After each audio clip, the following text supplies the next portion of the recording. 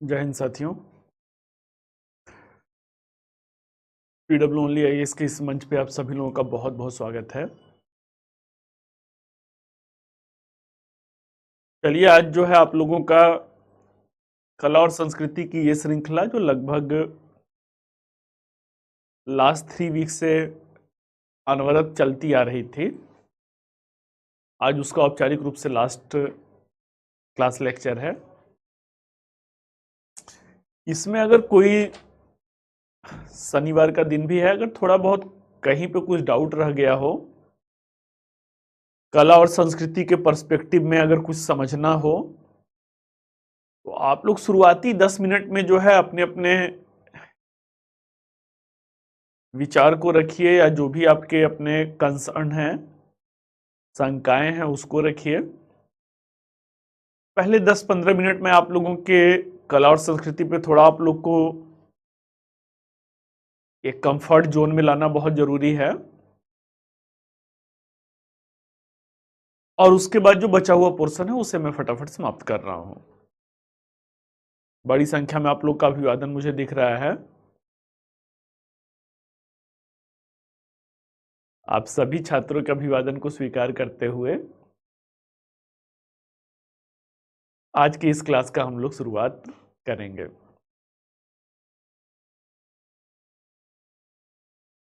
कठपुतली कला देखिए ना, छोटे छोटे चीजें बच्ची जो हैं वो उतना एक्सट्रीम लेवल पर लेकर के नहीं चला जाता है, उसे पपेट्री बोलते हैं। पपेट्री वो सब ना, उसमें कोई ऐसा गूढ़ चीजें नहीं है जिसको 4-5 कठपुतली है उसको जो है कर सकते हैं। इस तरीके से अगर देखेंगे तो अननेसेसरी वाइड करने पे ना ये बहुत ज्यादा फैलता चला जाएगा।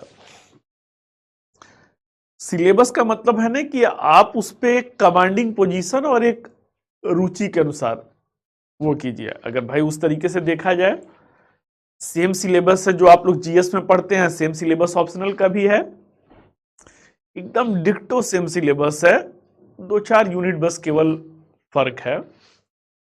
लेकिन कहने का मतलब है भाई, आप जीएस के पर्सपेक्टिव से हिस्ट्री पढ़ते हैं, 3-4 महीने में आपका खत्म हो जाता है।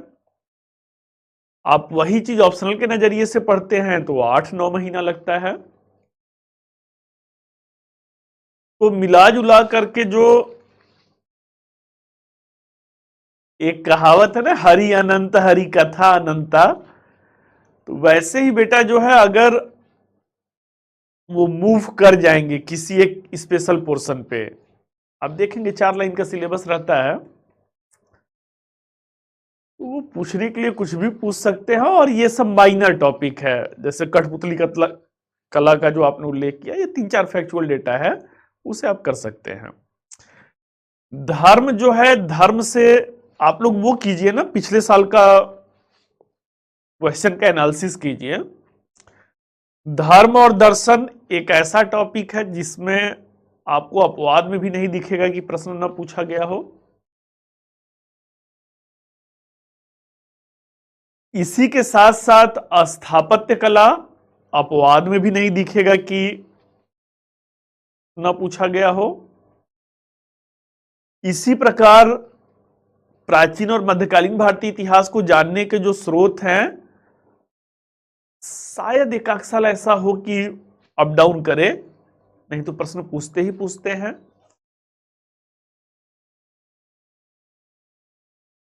फिर उसके बाद क्लासिकल डांस, क्लासिकल म्यूजिक है, कॉम्प्लिकेटेड जोन है, लेकिन जिस तरीके से आप लोग का समर्थन मिला, मुझे लगा नहीं कि वो कॉम्प्लिकेटेड लगा। आसान तरीके से हम लोग उसे करते हुए भाई, अब तो 15-20 मिनट का मुद्दा बचा हुआ है, तो ऑलमोस्ट जो है यही कोर जोन है। इसके अलावा करंट अफेयर्स का पार्ट है। करंट अफेयर्स का पार्ट जैसे पिछले साल में वो रामानुजाचार्य का हैदराबाद में वो हुआ था, मूर्ति स्थापित हुआ था, वहां से प्रश्न पूछ दिया था।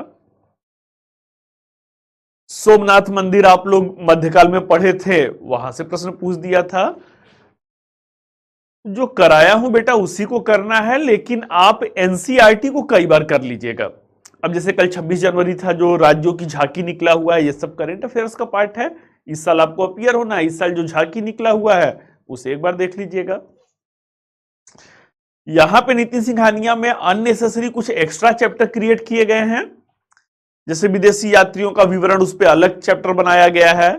अब जाकर के मध्यकाल में देखिए भाई, अब्दुल रज्जाक हैं, निकोलो कोंटी हैं, डोमिंगो पायस हैं, डुआर्टो बारबोसा हैं। आधुनिक भारत वाले में आपका कैप्टन हॉकिंस थे, सर थॉमस रो थे। मध्यकालीन वाले में ही आपका एल्बरूनी हुए थे। सब विदेशी यात्री आपने किया ही। प्राचीन काल में फाह्यान, वेनसोंग, इत्सिंग है, मेगास्थनीज हैं, डायनीसियस हैं, डाइमेकस हैं, सब आपने किया ही। उसे इन्होंने एक अलग चैप्टर बना दिया है। भाई 4 लेक्चर में हम लोग स्रोत को पूरा किए थे ना, प्राचीन भारतीय इतिहास के स्रोत जो है। इसी प्रकार से नितिन सिंघानिया ने जो मुद्रा का विकास है उसका एक अलग चैप्टर बना। तो वो कहने का अर्थ क्या है कि जो चीज हम लोग एक यूनिट में किए उसको इन्होंने 4 चैप्टर बना दिया है। और वो देखने में लग रहा है कि अरे 30-35 चैप्टर है, सर ने तो 9-10 ही कराया। ऐसा कुछ नहीं है बच्चों, आप लोगों ने ठीक ठाक वो किया हुआ है। नितिन सिंघानिया में जो आज हम लोग टॉपिक करेंगे, प्राचीन भारत का बाह्य देशों के साथ संबंध, नहीं दिया हुआ है। कुछ अलग से इन्होंने cultural institution, archaeological survey of India है, एशियाटिक सोसाइटी है, मॉडर्न में आपने किया ही था। मॉडर्न वाले में तो भाई आप लोगों ने किया ही था। हाँ, अब ये है ना कि कुछ डेटा जो है बेटा वो आपको करना पड़ेगा। जैसे मंदिरों से रिलेटेड कह रहे हैं कि वो लोकेशन के बारे में पूछते हैं। अब सैकड़ों क्या भाई हजारों मंदिर हैं।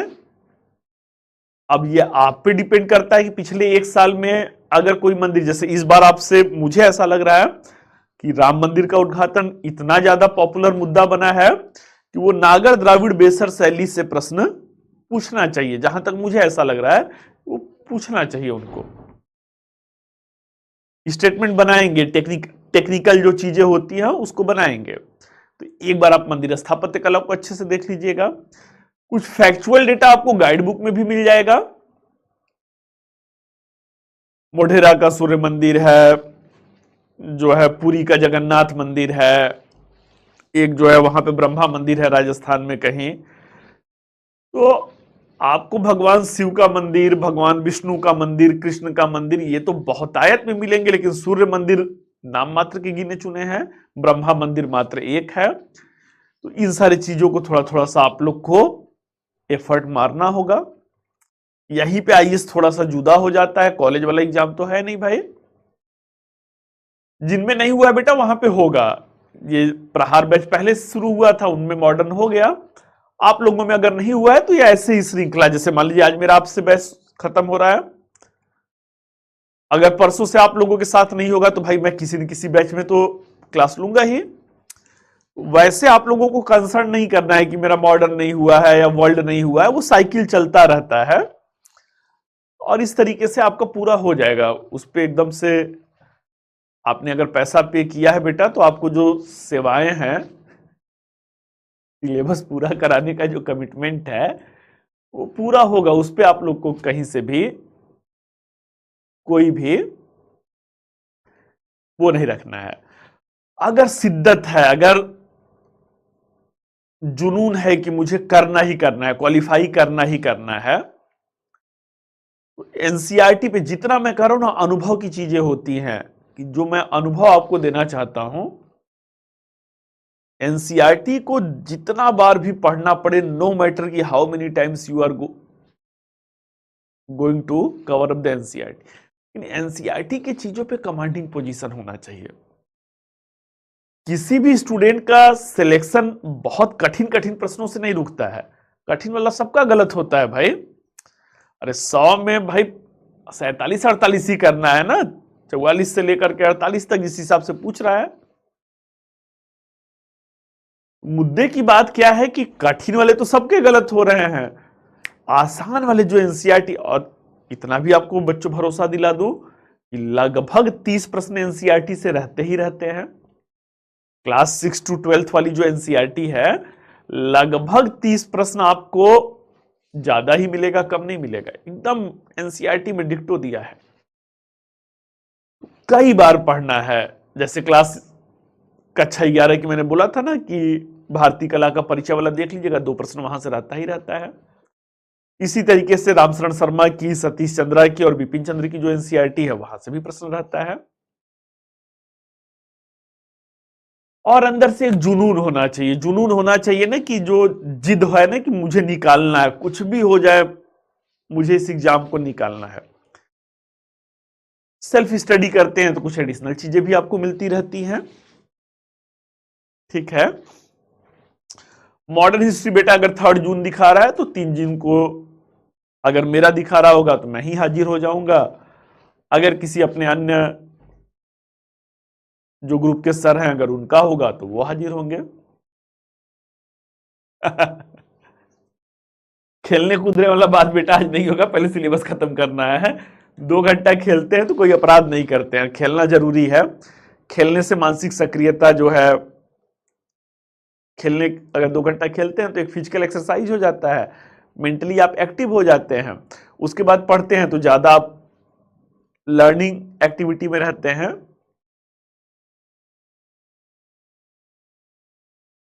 हाँ, बहुत अच्छा प्रश्न है दुर्गेश जो है। इस तरीके के प्रश्न को आप लोग, वही जो कहा मैंने आपसे पहले भी कहा था ना कि अब आईएएस एक नवीन दिशा में बढ़ रहा है, जहां पर किताबी ज्ञान से ज्यादा वो कहां पे जा रहे हैं। एक लड़का किताब पढ़ने के बाद क्या ग्रैस्प किया है। जैसे इनका प्रश्न है दुर्गेश का कि क्या हम, ऊपर चला गया, वैश्विक पहचान, कुछ ऐसा, 1 सेकंड में देख ले रहा हूं। इनका जो प्रश्न है दुर्गेश का वो है, क्या हम वैश्विक पहचान के लिए अपनी अस्थायी पहचान को खोते जा रहे हैं। बहुत शानदार प्रश्न है भाई। क्या हम वैश्विक पहचान के लिए अपने अस्थायी पहचान को खोते जा रहे हैं। पिछले 3 सप्ताह में आपको क्या मिला निचोड़ जो है, पूरी भीड़ ही ग्लोबलाइजेशन के पीछे भाग रही है। वैश्विक पहचान के पीछे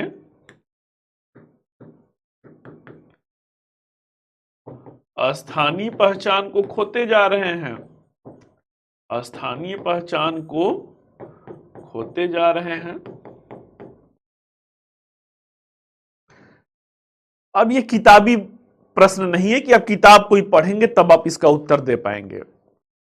3 सप्ताह में जो मैंने आपको, कम से कम बेटा 3 सप्ताह में 10 बार मैं कहा होऊंगा कि कला और संस्कृति को सिलेबस की तरफ पढ़िए मत, उसको महसूस कीजिए। नई जनरेशन की समस्या क्या है उस पर भी चर्चा हम लोग किए थे। तो क्या है भाई, एक वैश्विक पहचान मींस की जो ग्लोबलाइजेशन का दौर है या एलपीजी का जो कह सकते हैं दौर है, इसमें क्या है, स्थानीय संस्कृति जो है इसका क्षरण हो रहा है, डिग्रेडेशन हो रहा है। अब इसमें आपके ऊपर डिपेंड करता है कि आप कौन कौन सा उदाहरण रख रहे हैं। खान पान की आदतों में बदलाव, रहन सहन की शैली में बदलाव, जो सामाजिक उत्सव और परंपराएं हैं उसमें बदलाव। भाई स्थानीय पहचान क्या है, हमारा 9 वर्ष, ये 1 जनवरी हमारा 9 वर्ष थोड़ी होता है। देखिए मैसेज से मैसेज पटा रहता है, जैसे ही 1 जनवरी आया message, new year new year, happy new year. अरे भाई भारत की स्थानीय पहचान क्या है, हमारे यहां तो चैत बैसाख जेठ आषाढ़ है।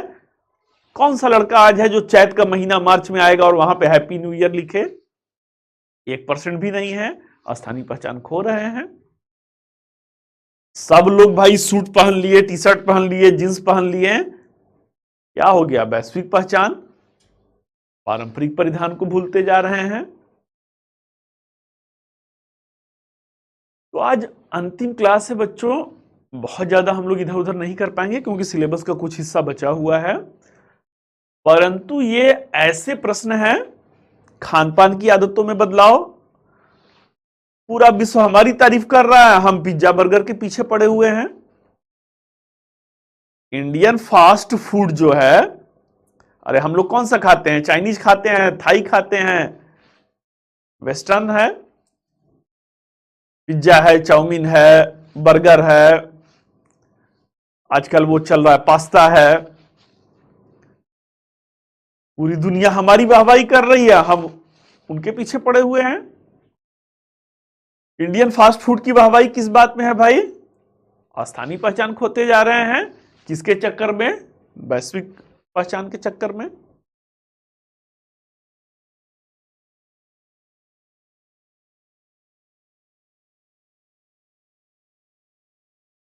तो इस तरीके से क्या करना है, इस तरीके से अनेकानेक उदाहरण आपके सामने है और अनेकानेक उदाहरणों के साथ आप इसे जस्टिफाई कीजिए। इंडियन फास्ट फूड क्या है कि हमारे यहां पे सड़ा गला नहीं खाते हैं बेटा, जो भी खाते हैं ताजा खाते हैं। आलू का टिक्की है, उसी दिन बॉयल हुआ है, उसी दिन, मतलब ऐसा नहीं है कि वो सड़ा हुआ ब्रेड खा रहे हैं। समोसा है, ताजा ताजा जो है बनता है, ताजा ताजा लोग खाते हैं। कहने का अर्थ क्या है कि अब धीरे धीरे आप क्या कीजिए, धीरे धीरे आप अपने आप को यह समझाइए कि बहुत किताबी चीजें वो नहीं पूछ रहे हैं। 1/3 प्रश्न आपको ऐसे मिलेंगे जहां पर आपको अनुभव के आधार पर लिखना होगा। जो सिलेबस पढ़े उसका जो निचोड़ है उसके आधार पर लिखना होगा। ठीक है। मेरी ऑप्शनल बेटा एक नया बैच जो है वो 1 हफ्ता के आसपास में, आज क्या है 27 है ना, लगभग 10 दिन के आसपास में हिस्ट्री ऑप्शनल का एक नया बैच स्टार्ट होने वाला है। जो भी छात्र इस बैच में मींस की प्रहार और ये वाला जो आपका संकल्प का बैच है, जो भी अगर हिस्ट्री ऑप्शनल का इंतजार कर रहे हैं तो 10 दिन के आसपास, हफ्ता भर के आसपास का इंतजार करना है। उसके बाद नया बैच जो है वो शुरू होने वाला है। ठीक है, चलिए भाई, तो अब ठीक ठाक चर्चा हम लोग लगभग जो है, अरे बाप रे बाप, 17-18 मिनट हो गया। चलिए, तो पहले हम लोग अपने टॉपिक पर आते हैं। टॉपिक क्या है आज का? जो हम लोग का टाइटल है, प्राचीन भारत का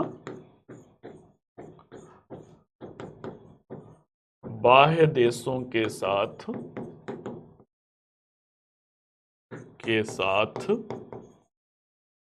संबंध। यह अंतिम टॉपिक है अभी, लेकिन छोटा सा मुद्दा हम लोगों का बच रहा है। वो छोटा सा मुद्दा क्या बचा हुआ है? तो हम लोग लास्ट लेक्चर में कहां पर थे भाई? तो लास्ट लेक्चर में भारतीय संगीत कला पर थे, और भारतीय संगीत कला में 2 पहलू को हम लोगों ने देख लिया था। कौन कौन सा? तो इसमें जो है शास्त्रीय संगीत हम लोग कर चुके थे। शास्त्रीय संगीत की 2 विधा आप लोगों ने देखा था। हिंदुस्तानी है, हिंदुस्तानी में 10 शैली रहता है, इसलिए ज्यादा समय लिया था। दूसरा कर्नाटक है, इसमें कोई शैली नहीं था, इसलिए ये हम लोग टू द पॉइंट इसके फीचर्स को कर लिए थे। इसके बाद मैंने 5 जो है लोक संगीत कवर अप करवाया था, उसका नोट्स बनवा दिया था। अब जो बचा हुआ मुद्दा है वो क्या है? बचा हुआ मुद्दा जो है वो मिश्रित संगीत है और आधुनिक संगीत है, और आधुनिक संगीत है। ऑप्शनल का प्राइस क्या है बेटा? जो है ये आई फील की इस समय बहुत कम चल रहा है, पूरे साल का इस समय सबसे कम फीस चल रहा है। 10,000 हुआ करता है, 1,000 के आसपास में छूट रहता है, 9,000, अभी शायद 7,999 रुपए है। तो पूरे साल में इतना कम फीस इस समय, मतलब इस समय जो फीस है 7,999, ये पूरे साल में आपको नहीं मिलेगा जहां तक मैं समझ पा रहा हूं। तो आप ले सकते हैं, क्यों? क्योंकि बेटा ऑप्शनल की फीस बहुत ज्यादा होती है, यहां पे बहुत ज्यादा कम है, और ये कहीं से बर्डन भी आप लोगों के लिए नहीं है। चलिए भाई, तो हम लोग आगे बढ़ते हैं, कहां पर आते हैं? मिश्रित संगीत क्या है इसे देखते हैं। मिश्रित संगीत क्या है इसे देखते हैं। तो नाम ही क्या है भाई? नाम ही मिश्रित संगीत है, मतलब मिश्रण है, किसी चीजों का मिला जुला रूप है। तो किसका मिला जुला रूप है भाई? तो मिश्रित संगीत दो चीजों का मिला जुला रूप है। किसका मिला है? एक शास्त्रीय संगीत और दूसरा जो है लोक संगीत। पहला जो है शास्त्रीय संगीत और दूसरा जो है लोक संगीत।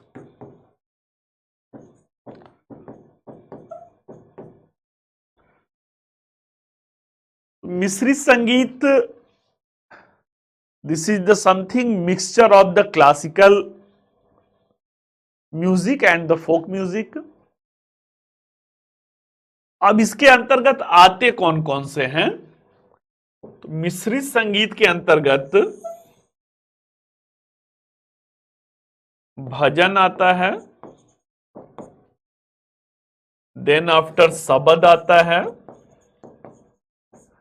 देन आफ्टर जो है कव्वाली आता है,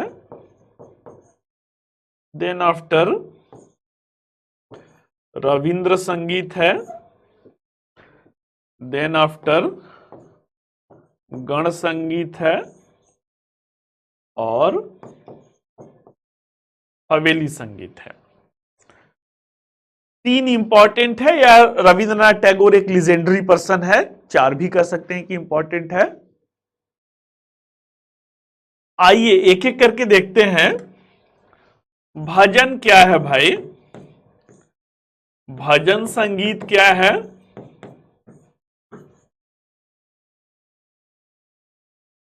तो जैसा कि आप लोगों ने देखा था, भक्ति और सूफी आंदोलन है। भक्ति आंदोलन के दौर में भगवान की आराधना में जो गीत गाए गए, जो गीत प्रस्तुत किए गए, उसे भजन संगीत कहा गया। अरे भक्ति और सूफी आंदोलन था भाई। आंदोलन का मतलब क्या है? आंदोलन का मतलब है कि एक बड़ा जनमानस, एक बड़ा जो है जनसंख्या का वर्ग जो है या समूह जो है, उस आंदोलन से प्रेरित होकर उसके मार्ग पे चल रहा है। जब बड़ा जनमानस या बड़ा समूह उस मार्ग पर चल रहा है तो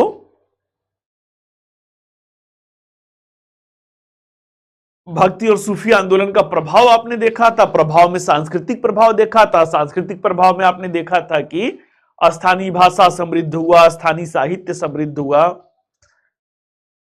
धार्मिक पर्यटन को बढ़ावा मिला, स्थापत्य कला, मूर्ति कला को लोकप्रियता मिला। उसी कड़ी में क्या होता है भाई? उसी कड़ी में प्रभाव जो रहता है, भगवान की स्तुति में, भगवान की आराधना में भजन गीत गाए जाने लगे।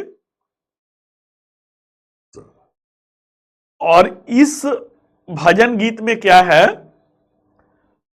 मीराबाई जो उस समय भक्ति आंदोलन के दौरान रहती हैं, तुलसीदास हैं, सूरदास हैं, मीराबाई हैं, उनके भजन जो हैं, तुलसीदास, मीराबाई और सूरदास के भजन, इन तीनों में कौन ब्लाइंड थे? इनमें अंधा कौन था? किसी का पता है? आज बेटा मेरी अंतिम क्लास है, ऐसा नहीं है, बैच का अंतिम क्लास नहीं है। आप लोग अपने ही उसमें चल रहे हैं। बात करने का जैसे लग रहा है फिर दोबारा मौका मिलेगा कि नहीं मिलेगा।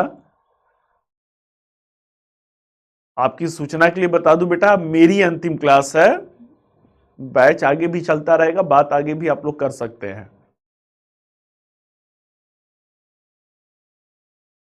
क्लास पे फोकस करना है।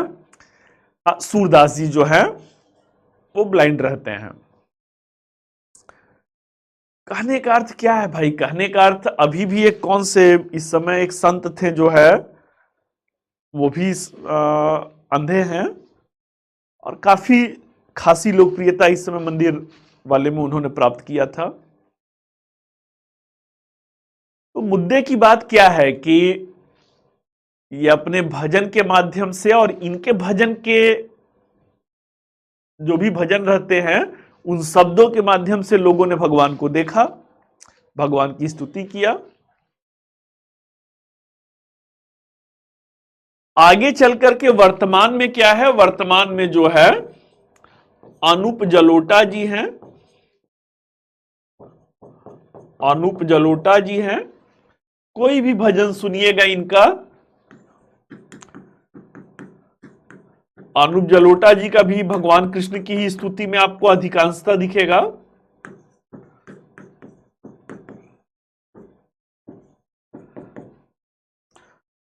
अनूप जलोटा जी, ऐसी लागी लगन मीरा हो गई मगन वो तो गली गली।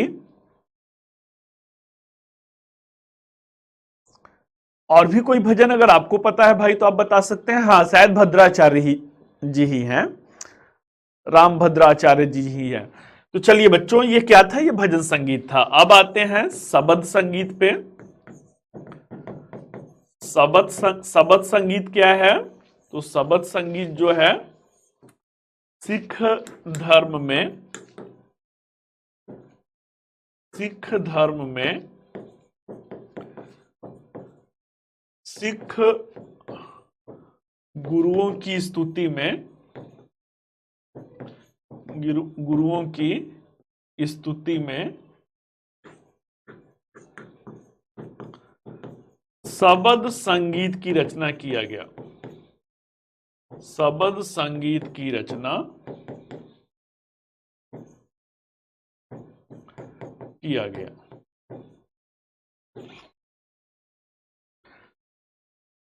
गुरु नानक देव जी के शिष्य रहते हैं, उनका नाम मर्दाना रहता है। गुरु नानक देव के शिष्य मर्दाना ने शबद संगीत को क्या किया? शबद संगीत को लोकप्रियता दिलाई, संगीत को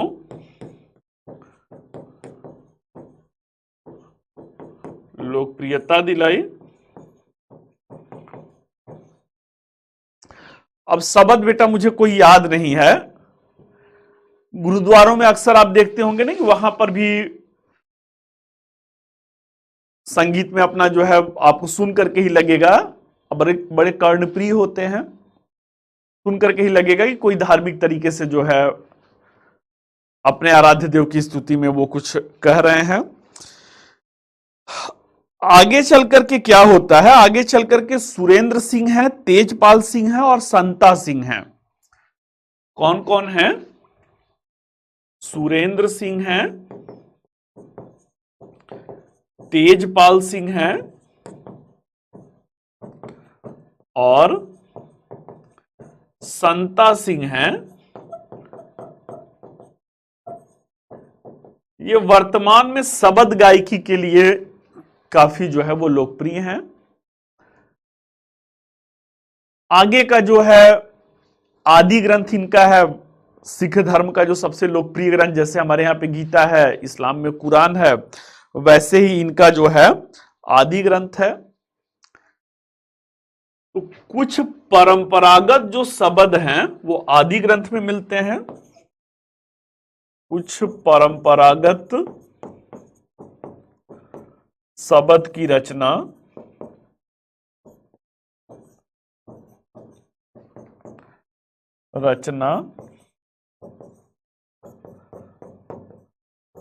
आदि ग्रंथ में मिलता है। आदि ग्रंथ गुरु, बताइए आदि ग्रंथ की रचना किसने किया था?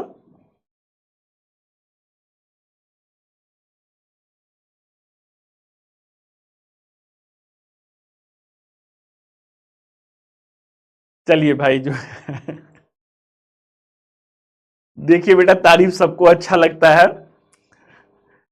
कभी कभी कुछ चीजें तो रोज रोज सुनने की आदत होती है, कुछ कमेंट होते हैं जिससे थोड़ा सा लगता है कि भाई चलिए जो है इस छात्र को कुछ बेहतर लगा होगा। अंकित है कह रहे हैं कि मैं बहुत सारे संस्थाओं में पढ़ा हूं, आपसे पढ़कर दिल गदगद हो गया है। ऑनलाइन में बेटा ना ऐसा हम लोग जानते हैं, और खास करके इस ऑर्गेनाइजेशन के बारे में कि फीस सस्ती है। कुछ बाहर से भी बच्चे, जैसे जो बच्चा 2 लाख 2.5 लाख रुपया फीस दे करके पढ़ रहा है, वो 10,000 रुपया फीस दे करके इसे भी परचेज कर सकता है। भाई केवल जीएस की फीस, आप लोग तो नए हैं, आप यहाँ पे आएंगे आप देखेंगे बहुत सारे ऐसे संस्थान हैं केवल 2 लाख रुपया उनके जीएस की फीस है। 10 महीने से 12 महीने में, मतलब जितने में हम लोग कवर करा रहे हैं उससे भी कम समय में कवर करा रहे हैं। बच्चे खरीदते रहते हैं भाई, जितना वहां पर वो जीएसटी देते हैं उसके आधे से कम में यहाँ पे मिल रहा है। अपने ऑर्गेनाइजेशन में देख रहे हैं, देखने के बाद अगर उनको यहाँ पे कुछ बेहतर दिख रहा है, उनको लग रहा होगा कि भाई वो है। बेटा आप जिसका भी नाम लीजिए, पूरे भारत में अगर आपके लिए कोई वरदान की तरह आया ना, अब चाहे जिसका भी वो होता है ना कि देख करके रास्ता किसने बनाया, नाम उसी का लिया जाता है। पीछे जो भी चल रहा है उसका नाम मत लीजिए। जब ये शुरू किया गया था उसी समय अलग सर ने क्या कहा था, उन्होंने कहा था कि मैं जितना फीस रखता वही एक बेंचमार्क बनेगा। कहें कि अगर मैं 20,000 रुपए भी फीस रखता तो यही एक नजीर बन जाता, क्योंकि दूसरी सबसे सस्ती फीस जो है 48,000 के आसपास में थी आईएएस के, वो 20,000 भी रख सकते थे। और वो कहे कि मैंने इतना रखा, 7,500 8,000 रुपए जो फीस रखा, कहे कि इसके पीछे और भी लोग आएंगे। कुछ लोग तो हैं जो 100 रुपए में भी शुरू कर दिए हैं। मुद्दे की बात की गुणवत्ता है कि नहीं। चलिए जो है वही मैं कह रहा हूं ना कि पहला अगर भारत में संस्थान जो आया तो वो आपका पीडब्ल्यू ओनली आईएससी है। यूनिकॉर्ड है बेटा, इंटरनेशनल कंपनी है। चलिए जो है कमिंग टू द पॉइंट, तो कुछ परंपरागत शब्द की रचना क्या है, वो आदि ग्रंथ से किया गया है। आइए अब आगे हम लोग बढ़ते हैं कि कव्वाली क्या है। कव्वाली क्या है, तो कव्वाली संगीत जो है सूफी संगीत या सूफी संतों के द्वारा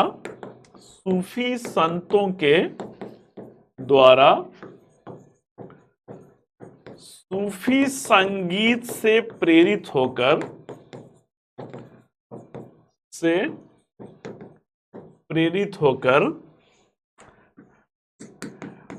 पैगंबर मोहम्मद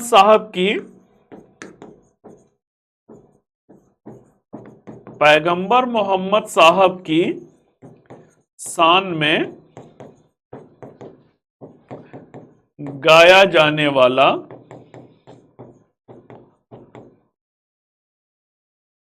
यह एक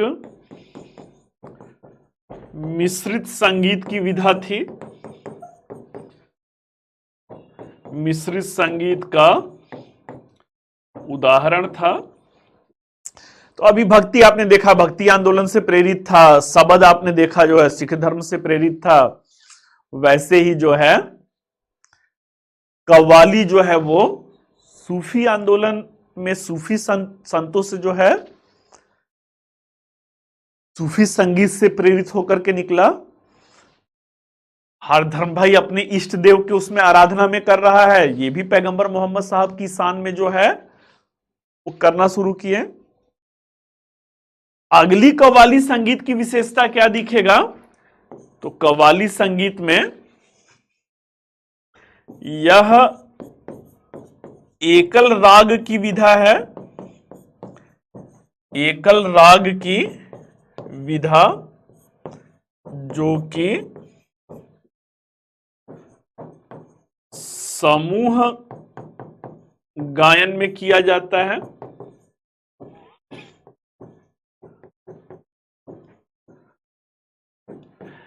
एक कोई कव्वाली गाने वाले, अब कव्वाली कोई, अभी मैंने उनका ही कहा था, चांद कादरी साहब का जो मैंने कहा था, तिरंगा ओढ़ाना कफन के लिए, एक कव्वाल होते हैं, जो मेन कव्वाल होते हैं भाई, वो सबसे आगे बैठे हुए हैं, वो अकेले रहते हैं।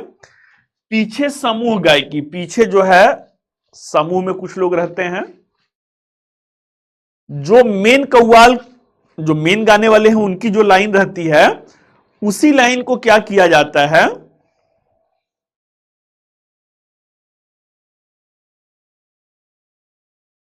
अभी ना वसीम जो है, मैं ऐसा नहीं, मैं लगातार उसी तरफ नहीं देखता रहता हूं, लगातार कमेंट की तरफ ही नहीं देखता रहता हूं। अच्छा बताइए, क्या आपने कह रहे हैं 5-7 बार आपने कमेंट किया। जब मैं ये बोलता हूं ना कोई डाउट है तो पूछ लीजिए, उस समय अगर कुछ पूछना है तो उस समय मैं कमेंट की तरफ देखता हूं, थोड़ी देर के लिए लगातार मैं कमेंट की तरफ देखता हूं, उस समय पूछ सकते हैं। अच्छा, 5-7 बार आपने ये कमेंट किया है कि ऑल हिस्ट्री क्लियर हो गया है सर जी।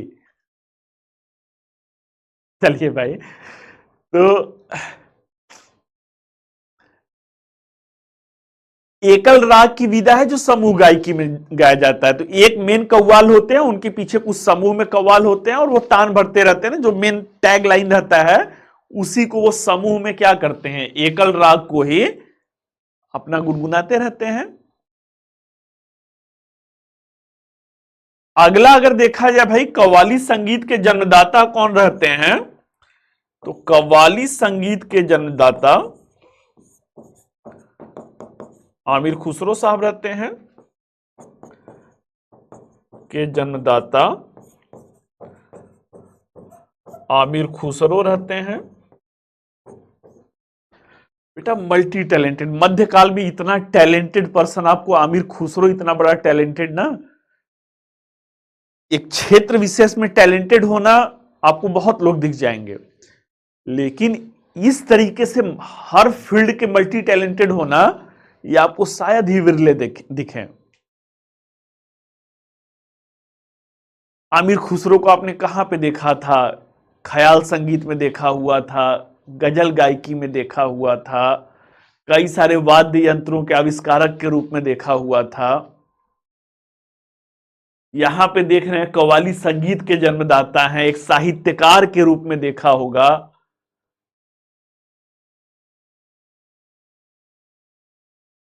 अलाउद्दीन खिलजी के चित्तौड़ अभियान में वो साथ में गए हुए रहते हैं।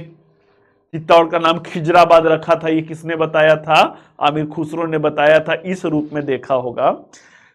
एक मल्टी टैलेंटेड जो है कह सकते हैं कि पर्सनालिटी रहते हैं, और कव्वाली संगीत के जन्मदाता भी वही रहते हैं। वर्तमान में कुछ कई सारे जो है कव्वाल गायक हैं, उनका नाम मैं लिखवा दूंगा।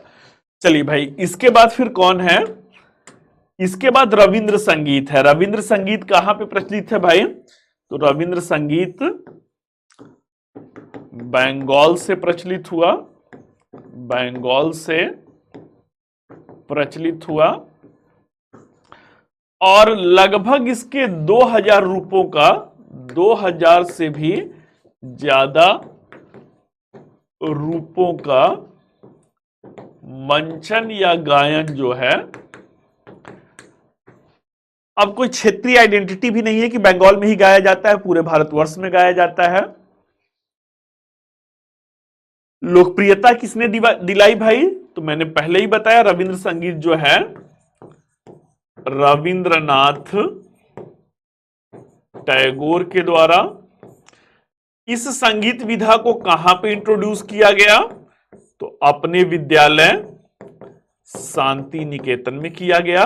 गण संगीत क्या है, गण संगीत जो है देशभक्ति परक संगीत है, देशभक्ति परक संगीत है, और ये भी समूह गायन में किया जाता है, समूह गायन में किया जाता है। हवेली संगीत जो है राजस्थान और गुजरात क्षेत्र में प्रचलित है, मिश्रित संगीत की विधा है। देशभक्ति परक संगीत जो गण संगीत है, वंदे मातरम सुजलाम सुफलाम मलयज शीतलाम सस्य श्यामलाम मातरम, एक सबसे लोकप्रिय गण संगीत का उदाहरण प्रस्तुत करता है। चलिए बच्चों, तो मिश्रित संगीत समाप्त हुआ। अब आगे हम लोग बढ़ते हैं अगला कौन सा मुद्दा है भाई? तो अगला मुद्दा जो है आधुनिक संगीत है। आधुनिक संगीत है। आधुनिक संगीत में दो भाग है, रॉक संगीत है। रॉक संगीत का प्रचलन कब हुआ? तो रॉक संगीत का प्रचलन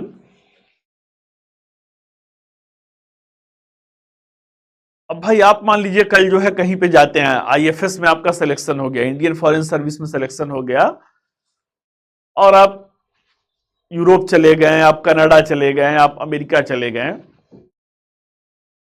तो जाएंगे तो अपनी परंपरा को भी अपने साथ में लेकर के जाते हैं ना।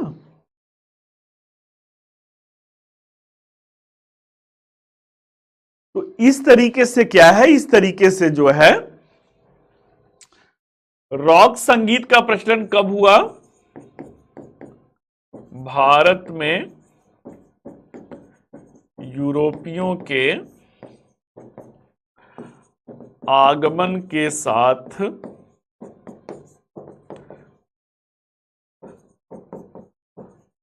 पश्चिमी संगीत विधा में पारंगत कुछ संगीतकार, कुछ यूरोपीय संगीतकारों ने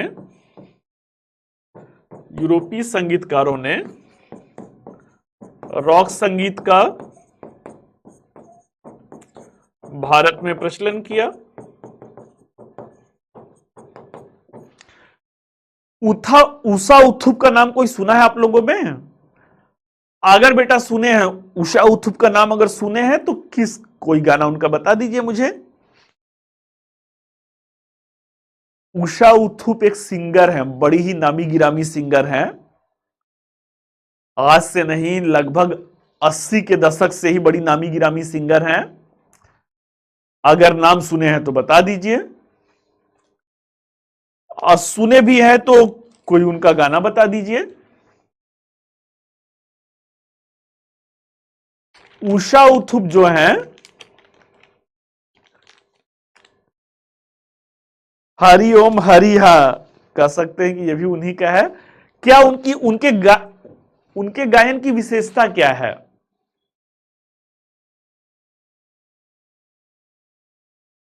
उषा उत्थुप की आवाज लाउड है। रॉक संगीत और ये पॉप संगीत जो है वो थोड़ा सा भारी आवाज पर ही ज्यादा जचता है, क्योंकि महिला है और लाउड वॉइस होने की वजह से बड़ा जल्दी जल्दी गाया जाता है भाई ना। वो पॉप संगीत, रॉक संगीत, ये बजता भी उसमें जो है वो क्या बजता है कुछ समझ में ही नहीं आएगा। झंझन झंझन बस पीट रहे हैं, जितना पीट रहे हैं उतना माना जाता है बहुत बढ़िया बजा रहा है। रॉक संगीत के प्रमुख प्रोपोनेंट कौन है? उषा उत्थुप है। रॉक संगीत को लोकप्रियता किसने दिलाई भाई? तो प्रचलन हो गया, लोकप्रियता 1835 ईस्वी में कुछ हुआ था भाई। 1835 ईस्वी में भारत में अंग्रेजी शिक्षा का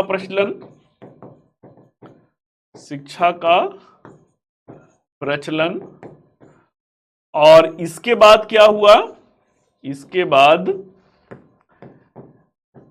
एक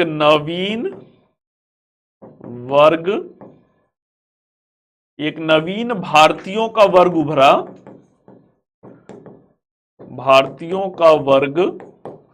उभरा, जो पश्चिमी तौर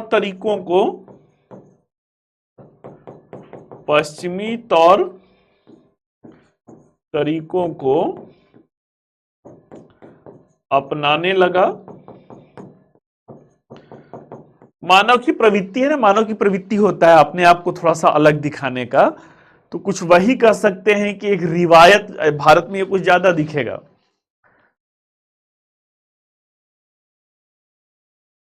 जिसके पास मतलब, अरे भाई मैं विशिष्ट कैसे हूं, अगर मैं ये सिद्ध कर दूं कि आपके पास वो नहीं है इसलिए मैं विशिष्ट हूं। अभी प्रश्न इन्होंने पूछा ना कि पश्चिमी संस्कृति के दौर में हम अपनी स्थानीय संस्कृति को भूलते जा रहे हैं। जो भारतीयों का वर्ग अंग्रेजी में पढ़ा लिखा हुआ था वो ये दिखाने के लिए भाई कि मैं कुछ अलग पढ़ाई किया हूं, कुछ अलग जानता हूं, वो इस संगीत को सुनना पसंद किया। इस संगीत को, चूंकि वही है ना कि मुट्ठी भर के लोग ही इस संगीत को समझ पा रहे थे, जान पा रहे थे, तो पढ़ा लिखा वर्ग अपनी विशिष्टता, अपनी एलिट कह सकते हैं, प्रेजेंस को शो कर रहा था। और इस तरीके से रॉक संगीत जो है भारतीयों के मध्य में भी प्रचलन इसका होना शुरू हुआ। इसके बाद कौन आता है भाई, तो पॉप संगीत आता है। आधुनिक संगीत में पॉप संगीत आता है।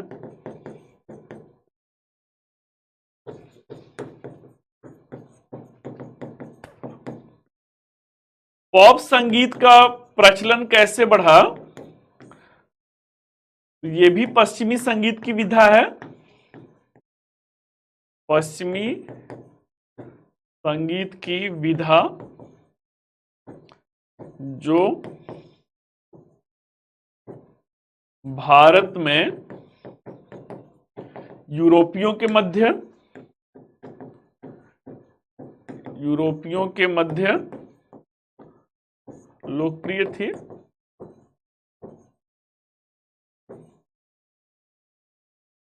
भारत जब आजाद हुआ तो आजादी के बाद इसे कहां पर गाना शुरू किया गया, तो आजादी के पश्चात, स्वतंत्रता के पश्चात,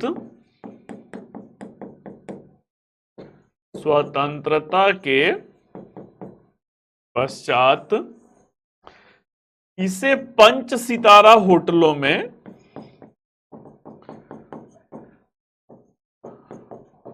में गाया जाने लगा। और 5 स्टार होटल के जो शाम की महफिल जो जवा होती थी वो इन्हीं संगीत, तो पब हाउस में भी देखेंगे यही सब बजता रहता है।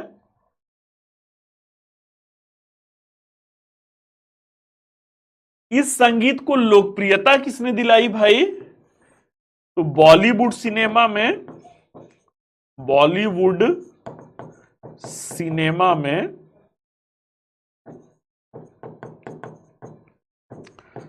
1980 के दशक से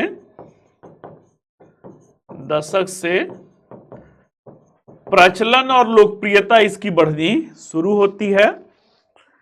दो शख्सियत हैं जिन्होंने 1990 के दशक में हर लोगों के मध्य से लोकप्रिय बनाया, खास करके, या दोनों को कमतर नहीं आंकेंगे। बाबा सहगल हैं, किसी का नाम इसमें से जानते हैं, बाबा सहगल और एलिसा चिनॉय। हम लोगों के बचपन में बड़े ही फेमस ये पॉप सिंगर हुआ करते थे। आप लोग बच्चों इनका नाम सुने हैं किसी का? अगर सुने हैं तो कोई इनका गाना बता दीजिए।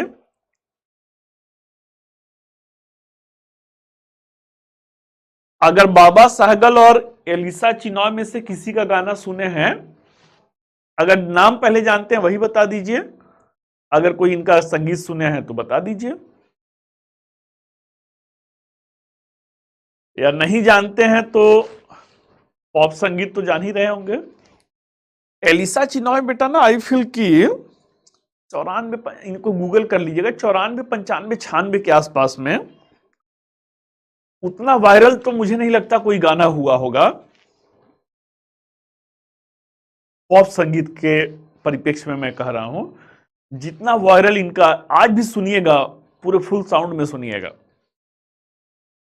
एलिसा चिनॉय यूट्यूब पे डालिएगा या ये लाइन डाल दीजिएगा, देखी है सारी दुनिया, समथिंग, कुछ जापान से लेकर ऑस्ट्रेलिया, अमेरिका से लेकर कोई और देश का नाम बताती हैं, और उसके बाद फिर बोलती हैं made in India, made in India. तो भारत के कह सकते हैं कि एक ग्लोरीफाई करने के संदर्भ में ये गीत आया हुआ था, 94, 95, 96 के आसपास का समय हो सकता है। और बहुत ज्यादा क्या हुआ था, बहुत ज्यादा जो है लोकप्रियता प्राप्त किया था। ठीक है, चलिए भाई, अब यहां पर आधुनिक संगीत भी आप लोग का समाप्त हुआ। 20 मिनट के आसपास में बेटा लगेगा, नोट्स बना लीजिए। उसके बाद अंतिम यूनिट की तरफ, छोटा सा यूनिट है, एक तरीके से रिवीजन है, कुछ ऐसा नहीं है कुछ विशेष उसमें है, वो सब आप लोगों ने प्राचीन भारत में कर लिया है, बस उसे एक जगह पे ला करके रख देना है। भारतीय संगीत कला में कहीं पे कोई डाउट है?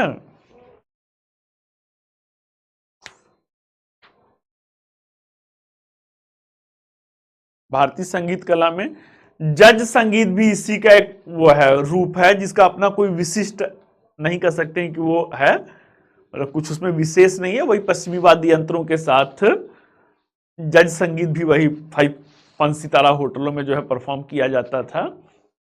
और धीरे धीरे भारत का जो उच्च वर्ग और उच्च मध्यम वर्ग है, अंग्रेजी शिक्षा में पढ़ा लिखा जो एलीट क्लास और अपर मिडिल क्लास रहता है, वहां पे वो लोकप्रियता प्राप्त करता चला गया। आलाप का मतलब बेटा ना वो वही कर रहा हूं ना, मैं कोई गायक तो हूं नहीं कि आपको गा करके वो करूं, खींचना होता है। आलाप मतलब डाल लीजिएगा यूट्यूब पे आलाप ना, आलाप इन क्लासिकल म्यूजिक डाल लीजिएगा, वो खुद ही वो आलाप करते हुए करते हुए जो है वो आलाप खींचा जाता है। बेटा मेरा कोई टेलीग्राम आईडी नहीं है, पहले हुआ करता था, लेकिन वही है ना कि धीरे धीरे जो है चीजों में आदमी वो हो जाता है। हाँ वही, एक लंबे समय तक आलाप वो खींचा जाता है, आप डाल दीजिएगा आलाप ना, कोई भी देखिए, कोई ऐसी चीज जो आपको लगे कि वो हो रहा है आप उसे YouTube पे डाल लीजिए, आलाप है या राग है या स्वर है, YouTube पे भी करेंगे आपको वो मिल जाएगा। क्योंकि मैं टीचर हूं बेटा, तो मैं वो नहीं कर, वहां से बड़े जो उस्ताद होंगे ना, वो आपको एकदम आलाप खींचते हुए सारेगामा पधनिसा करते हुए स्वर में, तान में, तो थोड़ा सा ये परफॉर्मिंग आर्ट्स है। अब परफॉर्मिंग आर्ट्स मतलब अब हम लोग तो कोई म्यूजिशियन है नहीं, डांसर है नहीं कि परफॉर्म करके बताएं, तो आप यूट्यूब करेंगे तो वहां पे कई सारे परफॉर्मर आपको मिलेंगे जो वो करते हुए दिखेंगे। आधुनिक संगीत बेटा यूरोपियों के आगमन के साथ भारत में जो है लोकप्रिय होता गया। रॉक और पॉप इसका दो प्रमुख रूप है। भारत में अंग्रेजी शिक्षा का प्रचलन 1835 में लॉर्ड मैकाले के द्वारा हुआ। अगले 20 सालों में क्या हुआ, अगले 20 सालों में जो है भारत में एक नवीन मध्यम वर्ग उभर करके आया, जो अंग्रेजी में शिक्षित था, पढ़ा लिखा था। अंग्रेजी में शिक्षित और पढ़ा लिखा था, तो वो क्या करता है, वो पश्चिमी, चूंकि भाई अंग्रेजी में वो क्या, उसको शेक्सपियर पढ़ने के लिए मिले, उसको रोमियो जूलियट पढ़ रहा था, जॉन मिल्टन को पढ़ रहा था, उन पश्चिमी तौर तरीके से वो ज्यादा प्रेरित होता है, और इस तरीके से रॉक संगीत जो रहता है भारत के एक खास तरीके के वर्ग में लोकप्रिय होना शुरू होता है।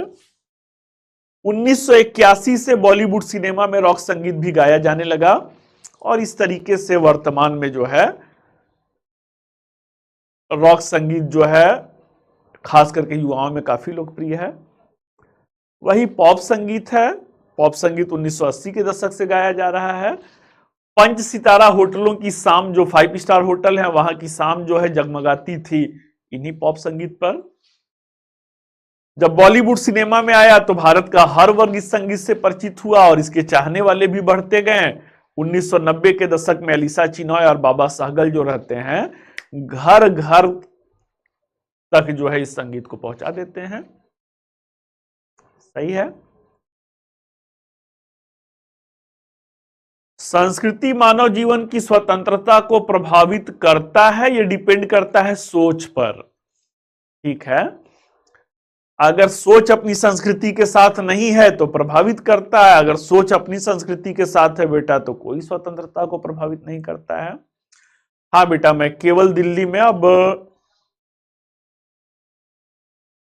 पिछले कई सालों से बेटा मैं बाहर, चूंकि जब नए नए थे तो हम लोग ऑल इंडिया भ्रमण करते थे, अब केवल दिल्ली में ही क्लास लिया जाता है, अमूमन जो है केवल दिल्ली में ही क्लास लिया जाता है, केवल दिल्ली में, और वो भी केवल पीडब्ल्यू के मंच पर, और किसी मंच पर नहीं। चलिए आप नोट्स बना लीजिए, इसका नोट्स बना लीजिए, वो छोटा सा टॉपिक है, मैं उसको आधे घंटे में करा देता हूं। हेडिंग दे दीजिए मिश्रित संगीत। मिश्रित संगीत लिखिए, मिश्रित संगीत शास्त्रीय और लोक संगीत का, मिश्रित संगीत शास्त्रीय और लोक संगीत का मिश्रण है।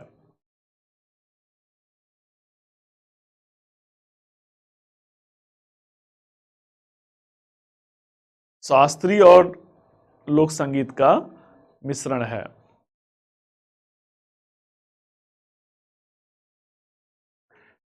चलिए बेटा, Jyotika thank you so much. Heading दे दीजिए भजन। भजन संगीत का हेडिंग दे दीजिए। पाई गीत है बेटा, पाई संगीत नहीं, पाई गीत है। ये लोक नृत्य का जो है, मध्य प्रदेश का लोक संगीत का कह सकते हैं कि एक क्षेत्रीय रूप है। मानसून जब आता है, मानसून आता है तो किसान वर्ग खुश हो जाता है, किसान वर्ग जब खुश हो जाता है तो वैसे अवसर पर जो गुनगुनाए जाने वाला गीत है उसे क्या कहेंगे? जैसे भाई मानसून आएगा तभी तो इस तरीके का गाना, जैसे मैं सावन का महीना पवन करे शोर, ये मानसून का ही ये गाना वो करता है ना। तो पाई गीत जो है मध्य प्रदेश का एक लोकल संगीत है। अब नोट्स बना लीजिए, ठीक है, इधर उधर की बातें नहीं। भजन का हेडिंग देना है, लिखिए भक्ति आंदोलन की शुरुआत के साथ, भक्ति आंदोलन के शुरुआत के साथ उत्तर भारत के धार्मिक उत्सवों के समय प्रभावित, मतलब इन्फ्लुएंस करना होता है। उत्तर भारत के धार्मिक उत्सवों के समय गाया जाने वाला यह संगीत अब पूरे भारतवर्ष में प्रचलित हो चुका है। अब पूरे भारतवर्ष में प्रचलित हो चुका है। तुलसीदास, सूरदास तथा मीराबाई जैसे संत, तुलसीदास, सूरदास तथा मीराबाई जैसे भक्ति संतों ने भजन संगीत को पूरे भारत में लोकप्रियता दिलाई।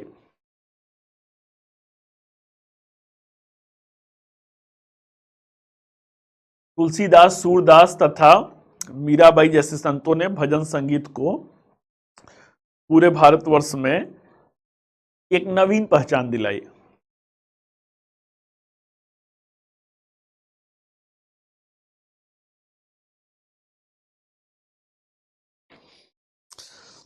हेडिंग दे दीजिए शबद संगीत। शबद संगीत देखिए, सिख धर्म के अंतर्गत भक्ति पर, सिख धर्म के अंतर्गत भक्ति पर संगीत के रूप में सिख गुरु के, सिख धर्म के अंतर्गत भक्ति पर संगीत के रूप में, संगीत के रूप में सिख गुरु के सम्मान में, संगीत के रूप में सिख गुरु के सम्मान में गाया जाने वाला यह संगीत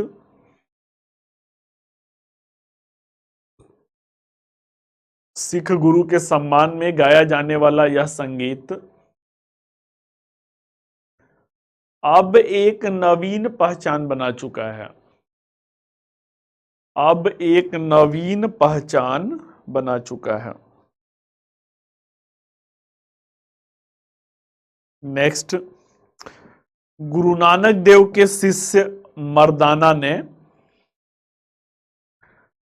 गुरु नानक देव के शिष्य मर्दाना ने सिख धर्म में इस संगीत विद्या को, गुरु नानक देव के शिष्य मर्दाना ने सिख धर्म में इस संगीत विद्या को लोकप्रियता दिलाई थी। सिख धर्म में इस संगीत विधा को लोकप्रियता दिलाई थी।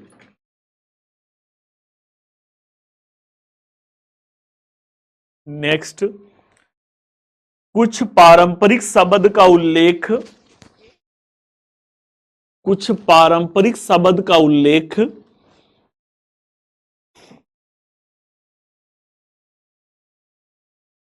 सिख धर्म ग्रंथ आदि ग्रंथ में, कुछ पारंपरिक शब्द का उल्लेख सिख धर्म ग्रंथ आदि ग्रंथ में मिलता है। नेक्स्ट, वर्तमान समय में सुरेंद्र सिंह, वर्तमान समय में सुरेंद्र सिंह,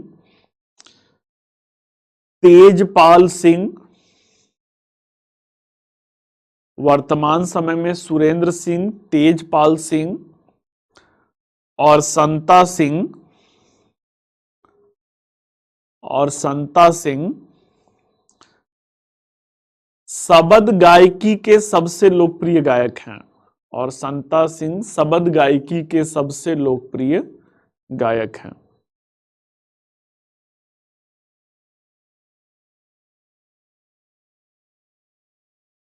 हेडिंग दे दीजिए कव्वाली संगीत, कव्वाली संगीत लिखिए। कव्वाली संगीत भी भक्ति परस संगीत का एक उदाहरण है। कव्वाली संगीत भी भक्ति परक संगीत का एक उदाहरण है, जिसे पैगंबर मोहम्मद साहब के सम्मान में, जिसे पैगंबर मोहम्मद साहब के सम्मान में सूफी संतों ऑब्लिक संगीतकारों के द्वारा, जिसे पैगंबर मोहम्मद साहब के सम्मान में सूफी संतों ऑब्लिक संगीतकारों के द्वारा प्रस्तुत किया गया। नेक्स्ट, कव्वाली संगीत को एकल राग के रूप में, कव्वाली संगीत को एकल राग के रूप में समूह गायकी में गाया जाता है। एकल राग के रूप में समूह गायकी में गाया जाता है।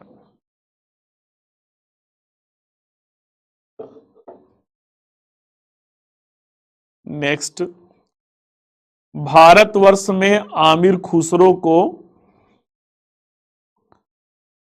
भारतवर्ष में आमिर खुसरो को कव्वाली संगीत का जन्मदाता माना जाता है।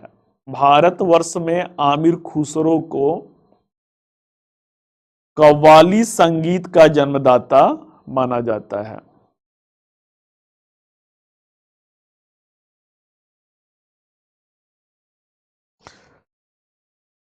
Full stop. वर्तमान में नुसरत फतेह अली खान,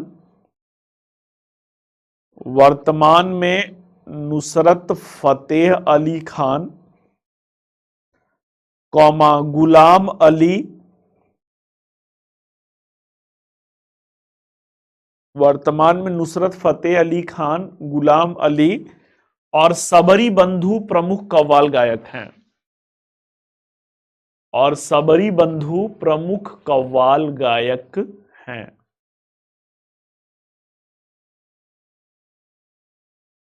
नेक्स्ट लिखिए रविंद्र संगीत।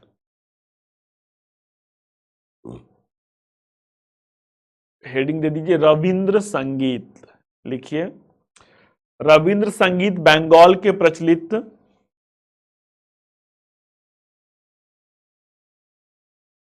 रविंद्र संगीत बंगाल के प्रचलित सर्वप्रसिद्ध तथा लोकप्रिय संगीत की शैली में सर्वप्रसिद्ध तथा लोकप्रिय संगीत की शैली में सम्मिलित रहा है।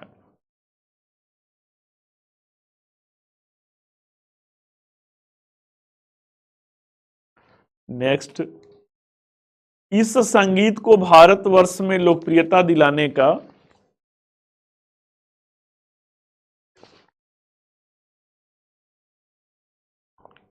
इस संगीत को भारतवर्ष में लोकप्रियता दिलाने का मुख्य श्रेय रविंद्रनाथ टैगोर को दिया जाता है। इस संगीत को भारतवर्ष में लोकप्रियता दिलाने का मुख्य श्रेय रविंद्रनाथ टैगोर को दिया जाता है। नेक्स्ट, यह संगीत शास्त्रीय संगीत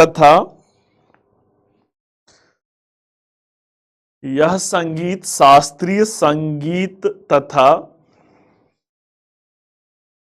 बंगाल के लोक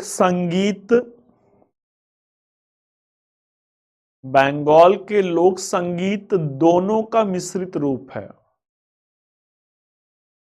बंगाल के लोक संगीत दोनों का मिश्रित रूप है। नेक्स्ट, वर्तमान में रविंद्र संगीत के 2000 से भी अधिक रूप वर्तमान में रविंद्र संगीत के 2000 से भी अधिक रूप बंगाल के संगीत प्रेमियों में लोकप्रिय हैं।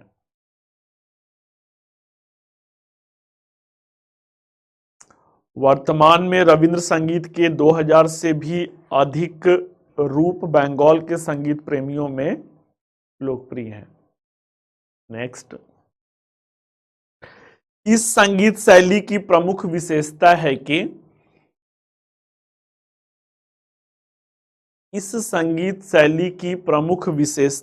है कि यह अपनी प्रकृति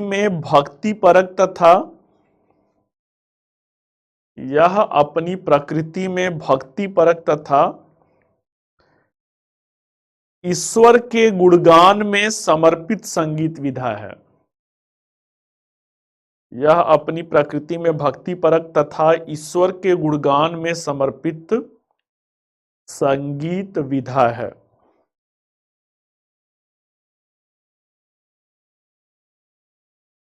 नेक्स्ट, इसके साथ ही इस संगीत से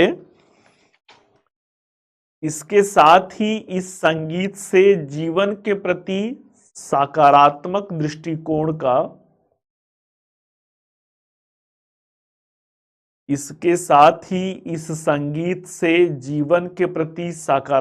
दृष्टिकोण का संदेश मिलता है।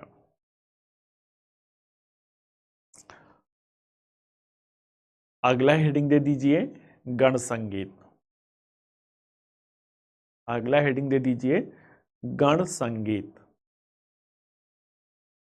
देखिए यह भी मिश्रित संगीत की विधा है। यह भी मिश्रित संगीत की विधा है जो समूह में गाया जाता है। यह भी मिश्रित संगीत की विधा है जो समूह में गाया जाता है।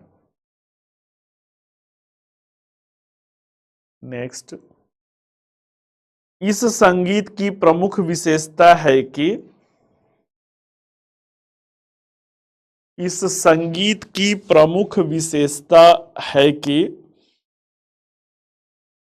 यह अपने साथ देशभक्ति परक भाव को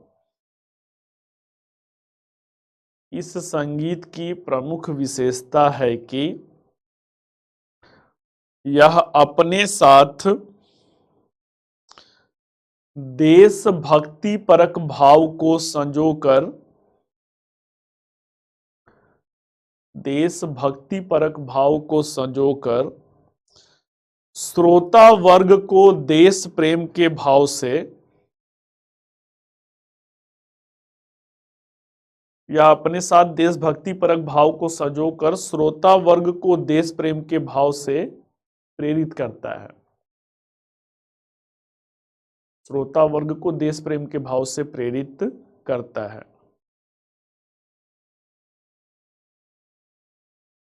नेक्स्ट, इस संगीत की विषय वस्तु में इस संगीत के विषय वस्तु में समाज में प्रचलित बुराइयों पर प्रहार किया जाता है। इस संगीत के विषय वस्तु में समाज में प्रचलित बुराइयों पर प्रहार किया जाता है, जैसे कि दहेज प्रथा और महिलाओं के साथ होने वाले अत्याचार का विरोध करता है। जैसे कि दहेज प्रथा और महिलाओं के साथ होने वाले अत्याचार का विरोध करता है।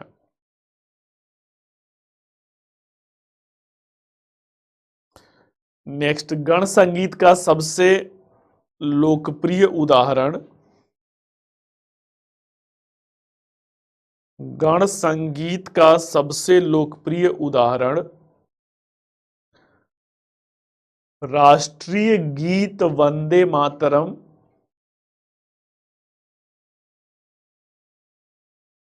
गण संगीत का सबसे लोकप्रिय उदाहरण राष्ट्रीय गीत वंदे मातरम राष्ट्र प्रेम की भावना को प्रदर्शित करता है। राष्ट्रीय गीत वंदे मातरम राष्ट्र प्रेम की भावना को प्रदर्शित करता है।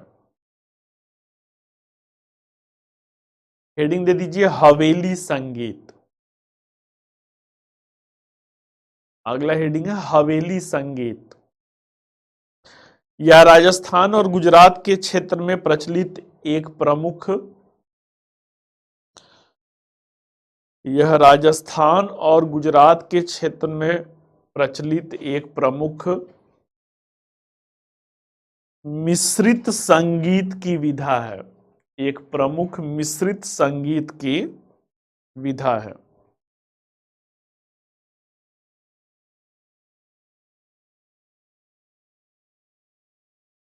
जो वर्तमान में भारत के कई क्षेत्रों में लोकप्रियता प्राप्त कर चुका है। जो वर्तमान में भारत के कई क्षेत्रों में लोकप्रियता प्राप्त कर चुका है। नेक्स्ट, प्रारंभ में यह संगीत मंदिर परिसर के अंदर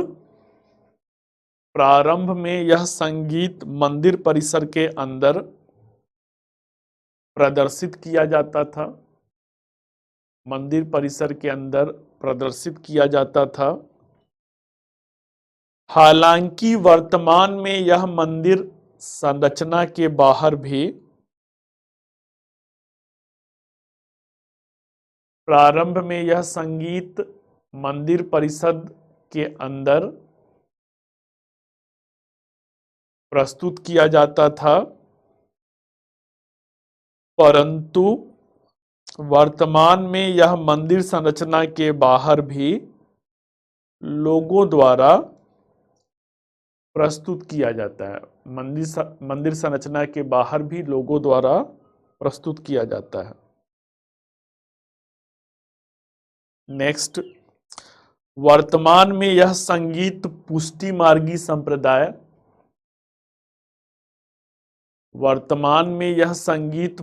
मार्गी संप्रदाय के द्वारा सांसारिक जीवन से मुक्ति तथा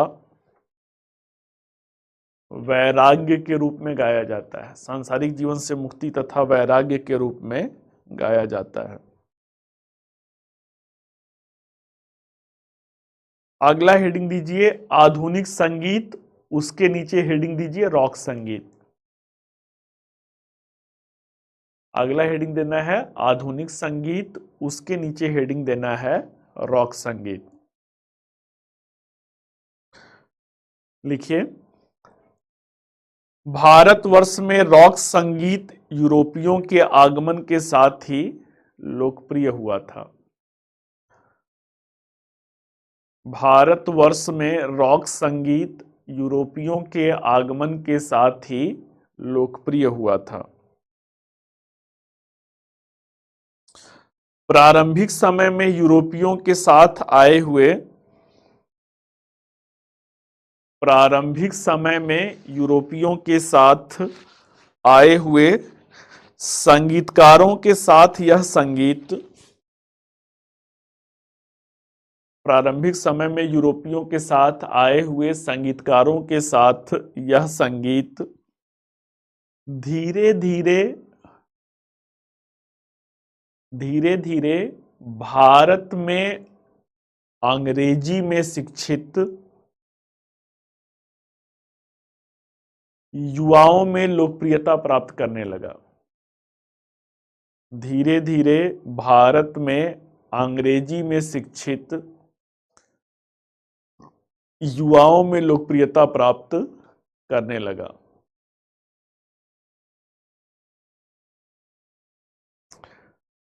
हाँ बेटा, ऑप्शनल मॉडर्न से ही, मोस्ट प्रोबेबिलिटी है कि मॉडर्न से ही शुरू होगा,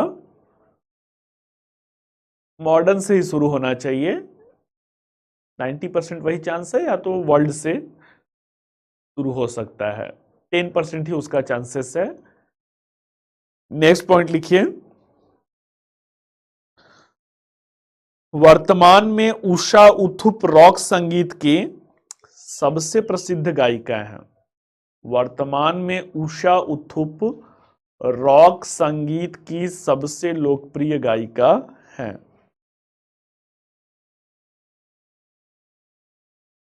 नेक्स्ट, बॉलीवुड द्वारा इस संगीत को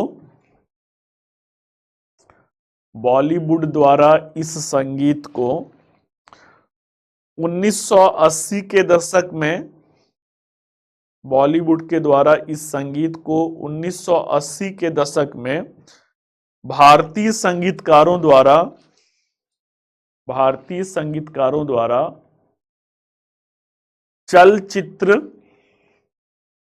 चलचित्र सिनेमा में प्रायोगिक तौर पर शामिल किया गया,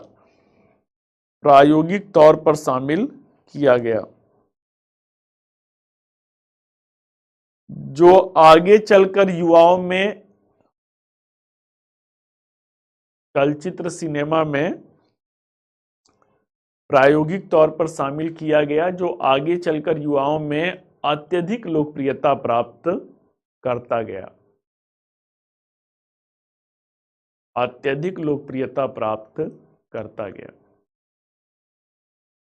अगला हेडिंग दे दीजिए पॉप संगीत।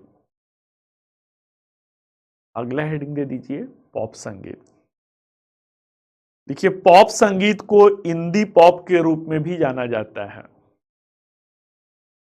पॉप संगीत को इंदी पॉप के नाम से भी, इंदी पॉप के रूप में भी जाना जाता है। Full stop. यह संगीत भी ब्रिटिश मूल के भारतीयों द्वारा प्रचलन में लाया गया। यह संगीत भी ब्रिटिश मूल के भारतीयों द्वारा प्रचलन में लाया गया तथा गोवा में आलीशान होटलों में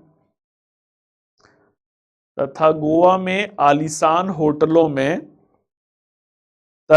प्रमुख पर्यटक स्थलों पर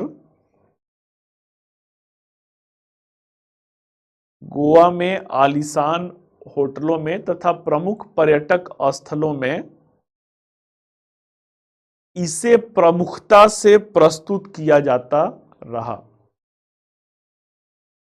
इसे प्रमुखता से प्रस्तुत किया जाता रहा।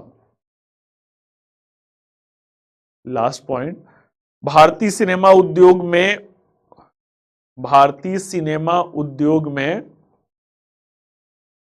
1980 के दशक में ही 1980 के दशक में ही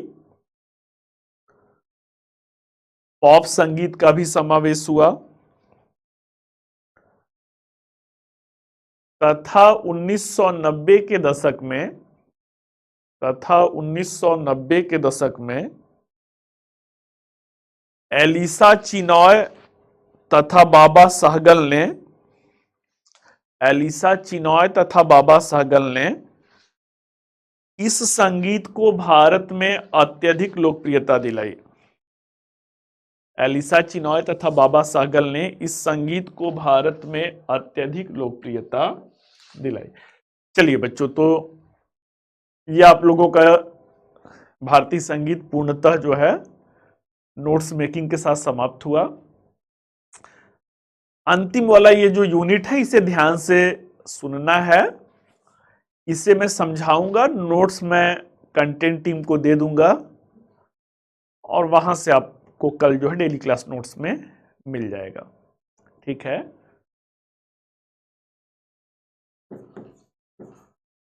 प्राचीन भारत का बाह्य देशों के साथ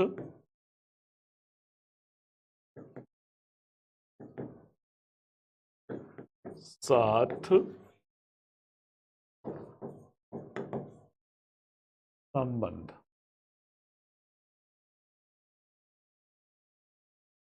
प्राचीन भारत का बाह्य देशों के साथ संबंध, वहीं से क्या होता है, वहीं से भारत की संस्कृति जो है और भारत का ज्ञान विज्ञान बाह्य देशों में फैलना शुरू होता है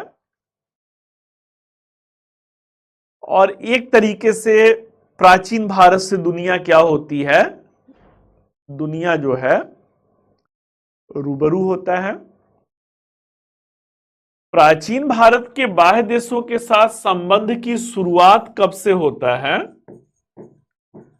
तो ये शुरुआत जो है सिंधु घाटी सभ्यता से होता है। सिंधु घाटी सभ्यता से होता है। सिंधु घाटी सभ्यता से बाह्य देशों में किससे संबंध है भाई, तो मेसोपोटामिया से संबंध है और मिस्र से संबंध है। और अमूमन ये संबंध किस स्तर पर था, अमूमन ये संबंध व्यापारिक वाणिज्यिक स्तर पे था। व्यापारिक वाणिज्यिक स्तर पर था। कल्चरल एक्सचेंज नहीं हो रहे थे, there was no any cultural exchange, we do not get any evidence, concrete evidence until or unless we are going to decipher the Indus script of the cultural relation with that outer world।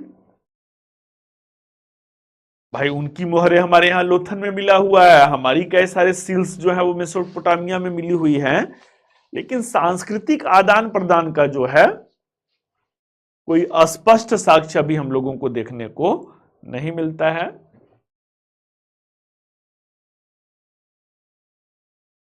इसके बाद क्या होता है, इसके बाद वैदिक काल आता है। वैदिक काल में आर्य क्या रहते हैं, सेमी नोमैडिक रहते हैं। सेमी नोमैडिक रहते हैं भाई, तो ग्रामीण संस्कृतियों को फॉलो कर रहे थे। ग्रामीण संस्कृतियों को फॉलो कर रहे थे तो वो बाह्य देशों के साथ संबंध उनका कोई नहीं रहता है। चीन बेटा समकालीन सभ्यता रहता है सिंधु घाटी सभ्यता के, लेकिन उनके साथ संबंध नहीं रहते हैं। कोई उनके साथ डायरेक्ट रिलेशन नहीं रहता है। इसके बाद जो अगला संबंध आता है वो क्या रहता है, तो प्राक मौर्य काल में हम लोग देखते हैं, प्राक मौर्य काल में दो देशों के साथ संबंध है, ईरान के साथ संबंध है और यूनान के साथ संबंध है। ईरान के साथ जो संबंध है, अब ये क्या है भाई, अब ये आर्थिक के साथ साथ सांस्कृतिक आदान प्रदान तक पहुंच गए, और वही क्या है, वही कमोबेश यूनान के साथ भी देखने को मिलता है। ईरानी आक्रमणकारी रहते हैं भाई ना, डेरियस रहते हैं, 516 ईसा पूर्व में उनका आक्रमण हुआ था। 3 अभिलेख हैं उनके, नक्शे रुस्तम है, पर्सिपोलिस है, बेहिस्तून है। अब सांस्कृतिक आदान प्रदान, भारत में अभिलेख लेखन की परंपरा शुरू हो गई। सागौरा है, महास्थान है, सम्राट अशोक के अभिलेख हैं। ऐसा है दीपक कुमार बेटा ना, तुरंत आपको ब्लॉक करवा दूंगा। आप यहां पे पढ़ने आए हैं, किसी दूसरे कोचिंग का महिमा मंडन करने नहीं आए हैं। ये अंतिम वार्निंग है दीपक आपको। आप बेटा यहां पे पढ़ने आए हुए हैं, किसी दूसरे कोचिंग का महिमा मंडन करने नहीं आए हैं। ये भी हम लोगों ने देखा है समय के साथ साथ, कुछ दूसरे कोचिंग वाले अपने एजेंट के रूप में रखते हैं कि वहां पर इस कोचिंग का प्रचार कीजिए। बेटा ये कतई बर्दाश्त नहीं होगा। ये तीसरी बार मैं आपको देख रहा हूं कि आप किसी कोचिंग विशेष का नाम लेकर के महिमा मंडन गा रहे हैं।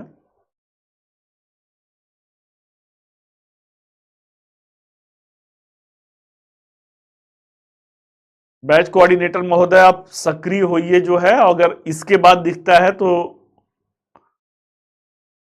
कठोर कार्रवाई कीजिए। बेटा जबरदस्ती कोई खींच के तो लाया नहीं, आप वहीं पे चले गए रहते हैं।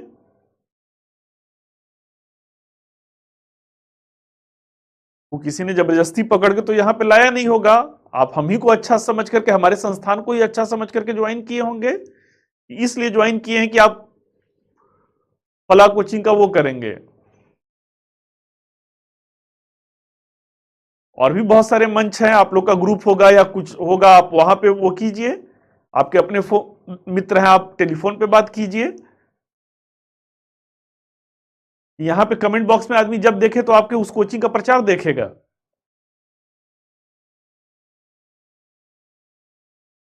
अभी आधा एक घंटा पहले मैं कहा ना कि मैं टालता रहा भाई। आप मान लीजिए नहीं भी कर रहे हैं, लेकिन वो चीज एक ऑर्गेनाइज, एक संस्था से हम लोग एक संस्था का प्रतिनिधित्व कर रहे हैं, वो कमेंट बॉक्स में अगर मुझे दिखेगा तो मुझे किसी भी व्यक्ति को चुभेगा ना कि ये यहाँ पे मतलब ये कौन सी चीजें हो रही हैं। Suppose that you are unknowingly doing such kind of the activities, but what is the sense of this type of the message.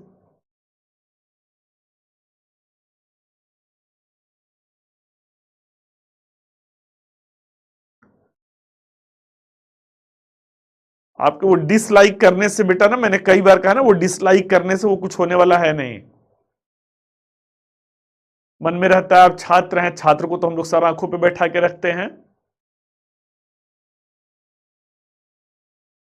अच्छा बेटा अंतिम क्लास आप लोग देख रहे होंगे ना कि जहां भी मुझे लगा होगा कि थोड़ा सा ये बदतमीजी है या थोड़ा सा अमर्यादित है, तभी मैं कभी कभी कठोर रूप धारण करता हूं। अन्यथा भाई आप लोगों के बीच में तो आदमी अपना भी अगर कोई परेशानी रहता है उसको भी भूल जाता है। यह सबके जीवन में कुछ ना कुछ लगा रहता है, कभी बच्चे का स्वास्थ्य खराब है, कभी फला है, कभी वो है, लेकिन क्लास में आदमी आप लोगों के बीच में आता है, सब कुछ भूल करके एकदम खो जाता है आप लोगों के साथ एकदम। बिल्कुल बेटा, आज के बाद ना, और आप लोगों से इतना अच्छा इस बैच के साथ भाई इतना अच्छा ट्यूनिंग मेरा रहा है। सितंबर से मैं सितंबर अक्टूबर नवंबर 2 महीना जो है मॉडर्न हिस्ट्री पढ़ाया, फिर उसके बाद लगभग आप लोगों का 1.5 महीना जो है प्राचीन और मध्यकालीन भारत चला हुआ था। 3 सप्ताह से यहां पे है, 4 महीने से आप लोगों के साथ एक ट्यूनिंग। कुछ बच्चों का तो मैं नाम जानता हूं भाई कि अब यही देखिए, रानी हैं, दुर्गेश हैं, वंदना हैं, बहुतों का मुझे नाम याद हो गया है भाई। रुखसार हैं, वो कौन सैफी करके एक स्टूडेंट हैं, शाहरुख हैं। लगातार ये बैच लगातार चलने की वजह से मुझे एक कोई श्री राम भक्त करके हैं, आरटी हैं, इतना लंबा समय तक एक टीचर की क्लास कहां चल पाती है भाई। और आप लोगों के साथ इतने लंबे समय तक रहा कि आप लोगों के साथ जो है एक ट्यूनिंग सा बन गया। बिल्कुल बेटा, बिल्कुल, ये सब चीजें आगे से क्लास में एकदम से नहीं होना चाहिए, ठीक है। हाँ, सबका नाम मुझे सबका नाम बेटा पता है, ठीक है। चलिए जो है, तो यहां से क्या होता है, सांस्कृतिक संबंधों की शुरुआत जो है वो हो जाता है, और एक दूसरे के खान पान, पहनावे, रहन सहन की आदतों से प्रेरित और प्रभावित होते हैं। कुछ वही चीज सिकंदर का आक्रमण होता है, और सिकंदर के आक्रमण के साथ जो है इस तरीके से जो है ग्रीक लिपि का भारत में प्रचलन होता है, और प्राचीन भारत का जो ज्ञान विज्ञान रहता है धर्म के माध्यम से वो यूनानी विश्व तक पहुंचना शुरू होता है। तो एक कल्चरल इंपैक्ट आना शुरू हो जाता है। चूंकि यही काल क्या रहता है भाई, यही काल षोडश महाजनपद का काल रहता है। षोडश महाजनपद का काल रहता है, तो भारतीय जो आर्थिक समृद्धि है, व्यापारिक जो संबंध है, उसी के माध्यम से बौद्ध और जैन धर्म का समीपवर्ती देशों में प्रचार होता चला जाता है। तो प्राक मौर्य काल के बाद क्या है, मौर्य काल है। मौर्य काल है। मौर्य काल में क्या है, मौर्य काल में इनका संबंध जो है श्रीलंका से था, मिस्र से था, सीरिया से था, चीन से था, तिब्बत से, तिब्बत को वो कर दीजिए, इनसे कर देते हैं हम लोग, मध्य एशिया से, मध्य एशिया से। अब अगर आप लोग को मौर्य काल याद आ रहा होगा, तो श्रीलंका में क्या करते हैं, श्रीलंका में धर्म प्रचारक को भेजते हैं। धर्म प्रचारक को भेजते हैं, साथ ही साथ अपनी सम्राट अशोक जो रहते हैं बेटी और पुत्र को, पुत्र महेंद्र और बेटी संघमित्रा जो रहती हैं उनको भेजते हैं। श्रीलंका के साथ क्या होता है, हमारे सांस्कृतिक संबंधों की शुरुआत, बौद्ध धर्म कहां पहुंच गया, श्रीलंका तक पहुंच गया। मिस्र के शासक कौन है भाई, मिस्र के शासक टॉलेमी फिलाडेल्फस हैं। टॉलेमी फिलाडेल्फस हैं। टॉलेमी फिलाडेल्फस से आपने किसको देखा था, बिंदुसार को देखा था। बिंदुसार के समय में कौन आया था, डायनीसियस आए थे। उस समय डायनीसियस और डाइमेकस में मैंने अंतर बताया था।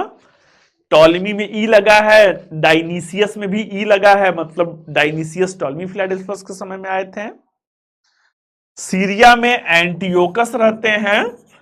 एंटियोकस ने अपना राजदूत किसे भेजा था, तो एंटियोकस ने अपना राजदूत डाइमेकस को भेजा था। डाइमेकस को भेजा था। मीन्स कि अब राजनैतिक संबंधों की भी शुरुआत हो गई।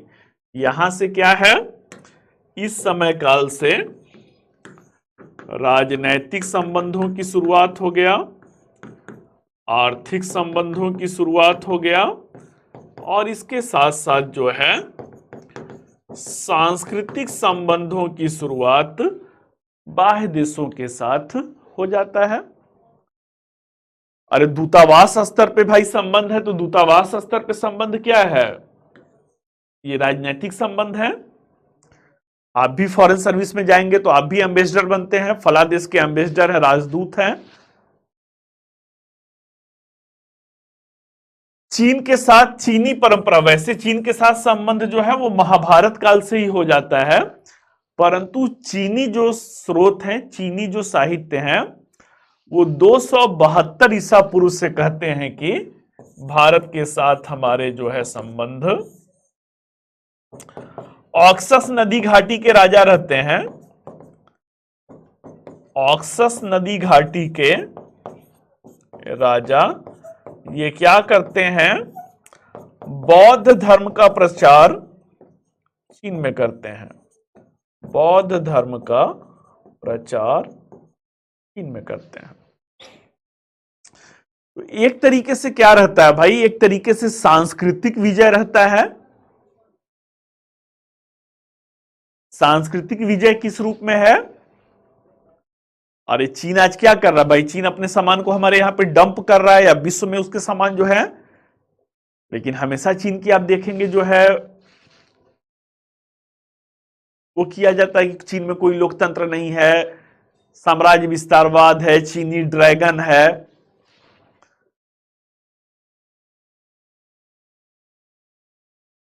परंतु हमारी परंपरा क्या रहती है भाई, हमारी परंपरा जो है सांस्कृतिक विजय के रूप में रहती है। सांस्कृतिक विजय मीन्स की सबसे अच्छी बात क्या दिखेगा भाई, कहीं से भी हम लोग भी बेटा 22-23 सालों से इतिहास विषय से जुड़े हुए हैं, मुझे तो नहीं दिखा बेटा, अगर कहीं पे आप लोग सुने हो तो बताइएगा मुझे। यही आज तो अंतिम क्लास से भाई, हमारी संस्कृति क्या है, कहीं भी अगर आपको मिला है तो बताइए मुझे। किसी भी देश में अगर मिला हो कि जबरन धर्मांतरण कराया गया हो या जबरन धर्म कबूल कराया गया हो, बिल्कुल नहीं भाई। जीते हो किसी ने देश तो क्या, हमने तो दिलों को जीता है। वही सिकंदर महान जो है वो दुनिया को जीतते हुए आ रहा है, उसके तलवार की प्यास नहीं बुझ रही है। हमारे यहां पर क्या है भाई, हमारे यहां पे धर्म प्रचारक जा रहे हैं, और चीन में तो कोई धर्म प्रचारक भी नहीं गया। ऑक्सस नदी घाटी का राजा जो है बौद्ध धर्म को वहां तक पहुंचा दिया।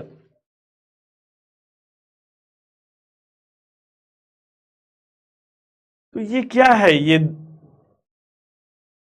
सांस्कृतिक विजय है। मध्य एशिया के साथ क्या रहता है, मध्य एशिया के साथ अगर आपको याद हो तो कौन रहते हैं, सेलुकस निकेटर रहते हैं। सेलुकस निकेटर ने क्या किया था, मेगास्थनीज को जब हारते हैं तो क्या किया था, मेगास्थनीज को राजदूत के रूप में चंद्रगुप्त मौर्य के दरबार में भेजा,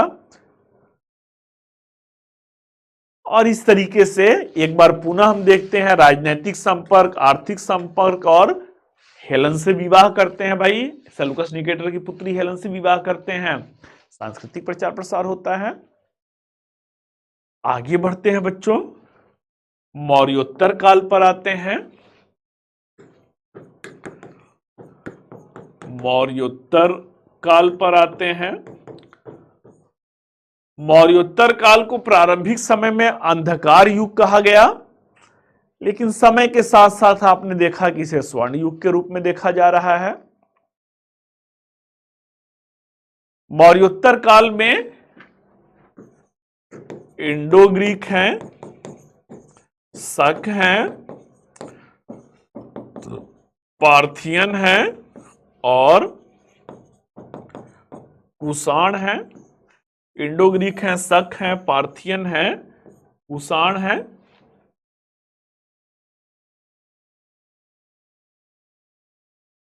इन लोगों ने क्या किया, इन लोगों ने जो है भारत में आकर के ही रच बस गए, और भारत में रच बस गए तो भारतीय संस्कृति का प्रसार, भारतीय संस्कृति का प्रसार इनके मूल देशों में हुआ, का प्रसार इनके मूल देशों में हुआ। इसी के साथ साथ क्या होता है, दक्षिण पूर्वी एशिया में, पूर्वी एशिया के साथ संबंध स्थापित होते हैं। कैसे स्थापित होते हैं, तो चीन के समुद्री रेशम मार्ग से, चाइनीज सिल्क रूट मैंने आपको मौर्योत्तर काल में पढ़ाया हुआ था, वहां पर आपने देखा था। इसी समय में क्या होता है, मौर्योत्तर काल में ही गांधार कला है। गांधार कला पर किसका प्रभाव है भाई, यूनानी और रोमन प्रभाव है, रोमन प्रभाव है। मतलब यूनान और रोम के साथ साथ क्या है, संबंध है। यूरोप में कौन रहते हैं, यूरोप में जो है महान रोम साम्राज्य भाई इसी समय रहता है ना। अगर आप लोग रिवीजन कर पा रहे हैं, याद कर पा रहे हैं, प्लिनी रहता है, वो कहता है दुनिया का सोना चाहे जहां भी हो, आकर के अंततः दफन कहां पे होता है, आकर के अंततः दफन भारत में होता है।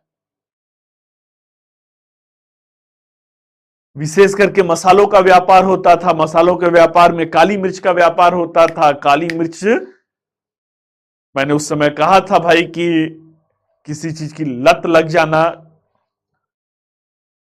भारतीय मसालों की उन्हें लत लग गई थी, और जो भारतीय मसालों की लत लगी उसका परिणाम यह था कि काली मिर्च को ये यवन प्रिय ही कह रहे हैं। और धन का निर्गमन भारत के पक्ष में इतना ज्यादा हो रहा था कि रोम को, मतलब रोम मतलब वही यूरोप को, कुछ समय के लिए उस व्यापार को रोकना पड़ा। रोमन साम्राज्य के शासक ऑगस्टस रहते हैं, इस व्यापार को कुछ समय के लिए ही रोक देते हैं। तो इस तरीके से क्या है, इस तरीके से भाई राजनीतिक, आर्थिक और सांस्कृतिक संबंधों की प्रक्रिया अनवरत चल रही है। अब हम लोग देखते हैं गुप्त और गुप्तोत्तर काल, गुप्त और गुप्तोत्तर काल। गुप्त काल में क्या हुआ, गुप्त काल में कुमारगुप्त के द्वारा, कुमारगुप्त के द्वारा नालंदा विश्वविद्यालय की स्थापना हुई। विश्वविद्यालय की स्थापना, और इसने कौन सा ओहदा प्राप्त किया, तो इस विश्वविद्यालय ने वैश्विक प्रसिद्धि प्राप्त किया, वैश्विक प्रसिद्धि प्राप्त किया। अब इस वैश्विक प्रसिद्धि में क्या रहता है भाई, कई सारे देशों के छात्र जो हैं, कहां के छात्र, तो छात्र जो है कंबोडिया है, देन आफ्टर चंपा है, बर्मा है, देन आफ्टर वियतनाम है, देन आफ्टर श्रीलंका है, देन आफ्टर तिब्बत है। यहां से छात्र आकर के अध्ययन के लिए आते हैं। चीन है, चीन है, और इसी समय आपने क्या देखा था, कि प्रत्यक्ष रूप से चीन के फाहियान जो हैं वो विक्रमादित्य के ही दरबार में आ जाते हैं।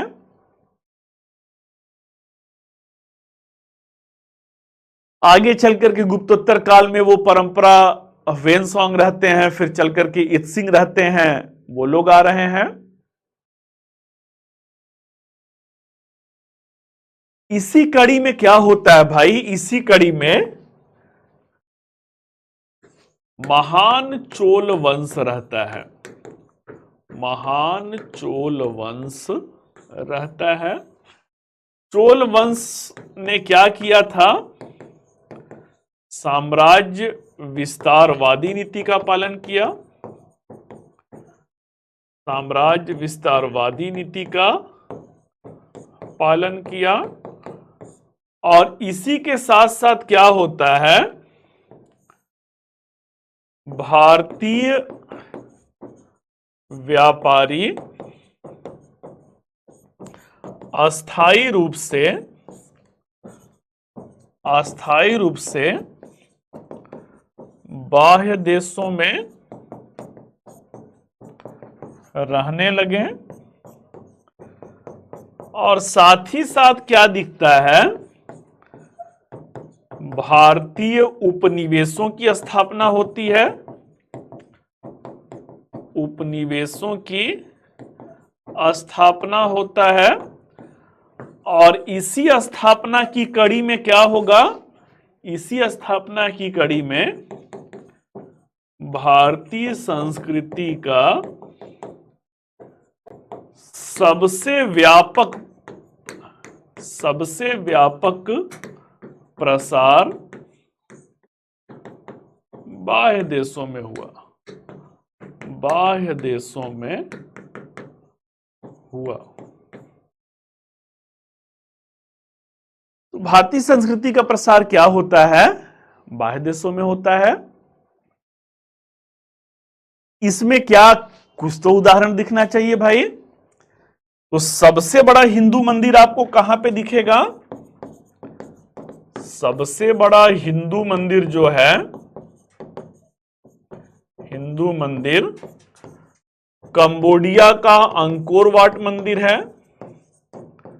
कंबोडिया का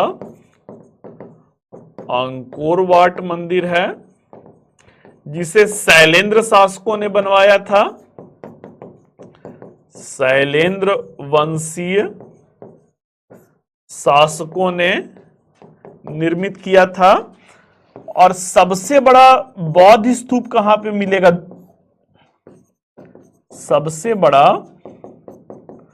बौद्ध स्तूप कहां पे मिलेगा भाई, तो सबसे बड़ा बौद्ध स्तूप जो है बोरोबुदूर का।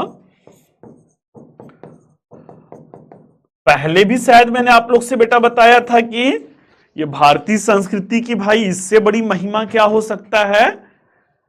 अपने देश का धर्म हिंदू धर्म और दुनिया का सबसे बड़ा मंदिर अपने देश में ना होकर के कंबोडिया में है। अपने देश का धर्म बौद्ध धर्म, सबसे बड़ा बौद्ध स्तूप भारत में ना होकर के बोरोबुदूर में है, इंडोनेशिया में है।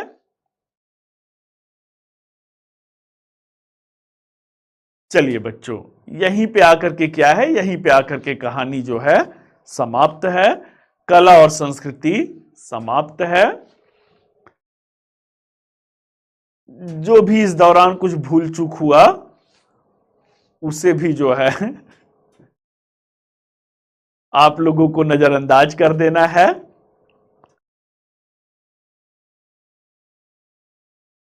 और लगभग अपने हिसाब से क्या है, अपने हिसाब से आप मान के चलिए बेटा कि हर शिक्षक अपना श्रेष्ठ देना चाहता है। मेरे संदर्भ में आप देखिएगा तो मैं हमेशा एग्जाम ओरिएंटेड, मतलब ये नहीं रहा है कि केवल इतिहास समझा देना है।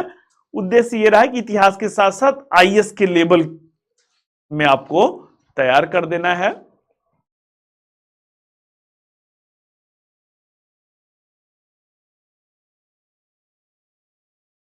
इसका नोट्स मैं दिलवा दूंगा। चलिए, तो आप लोग जैसा मुझे बता रहे हैं कि जून में शायद फिर से क्लास आप लोगों के साथ शेड्यूल है। जिंदगी का फलसफा ही बेटा है अभी बड़ी बड़ी जिम्मेदारियां आप लोगों को जीवन में लेना है। अभी तो आप अकेले हैं भाई, शायद ही कुछ अपवाद में ऐसे छात्र होंगे जो शादीशुदा सांसारिक जीवन में होंगे। अभी आप अपनी अकेली दुनिया जी रहे हैं। अभी भी माँ बाप की बैसाखी पर चल रहे हैं। माँ बाप की बैसाखी मतलब उनके आर्थिक सहारा, उनके मानसिक सहारा, और उस तरीके से जीवन को आगे बढ़ा रहे हैं। अभी तो सारी जिंदगी का फलसफा देखना है। 60 दर्शन का भी बेटा मैं नोट्स दिलवा दूंगा, उसमें 6 दर्शन है और 6 में कौन से ऋषि ने उसकी स्थापना किया, बस वो मुद्दा है। तो कहने का अर्थ है कि आप लोग का जो तैयारी है उस तैयारी में उतार चढ़ाव आएगा। शायद ही 1-2 ऐसे छात्र होंगे जो पहले ही अटेम्प्ट में, मैं तो भाई प्रार्थना करूंगा कि मेरे सभी छात्र जो है पहले अटेम्प्ट में सिलेक्शन ले लें, लेकिन वो रेशियो बहुत कम होता है। तो उसके लिए आप तैयार रहिए कि तैयारी में उतार चढ़ाव आएगा, कुछ झंझावात आएंगे, और कुछ जो कहा जाता है ना कि इतना सुनाता, हम लोग जो है कुछ चीजें सुनाते हुए आगे बढ़ते हैं, कहानी सुनाते हुए। प्रहार वाले तो मेरे साथ आधुनिक भी कर लिए, प्राचीन भी कर लिए, मध्यकालीन भी कर लिए, कला और संस्कृति भी कर लिए, ले दे करके अब विश्व इतिहास ही बचा हुआ है। एक लाइन हमेशा याद रखिए, या जहां पे मेरा नोट समाप्त किए हैं उसी के नीचे लिख लीजिए, और इसी के साथ बैच को समाप्त भी करूंगा। जिंदगी की यही रीत है, हार के बाद ही जीत है। पहला अटेम्प्ट निकले या ना निकले, दूसरा अटेम्प्ट निकले ही ना निकले, जिंदगी इसी तरह से चलता है। हार और जीत जो है इसके 2 पहलू हैं। हार में घबराना नहीं है, सिलेक्शन होने के बाद अहंकार में आना नहीं है, क्योंकि देश सेवा का मौका मिला है, लाखों लोगों के जीवन में बदलाव लाने का अवसर मिला है। तो चलिए छात्रों, आशा करता हूं कि जल्द ही आप लोगों से जरूर मुलाकात होगा, फिर से किसी न किसी सेगमेंट में। कला और संस्कृति का आज हम लोग औपचारिक समापन करते हैं। जल्द ही मिलते हैं किसी दूसरे सेगमेंट में। Till then, all the best, thank you.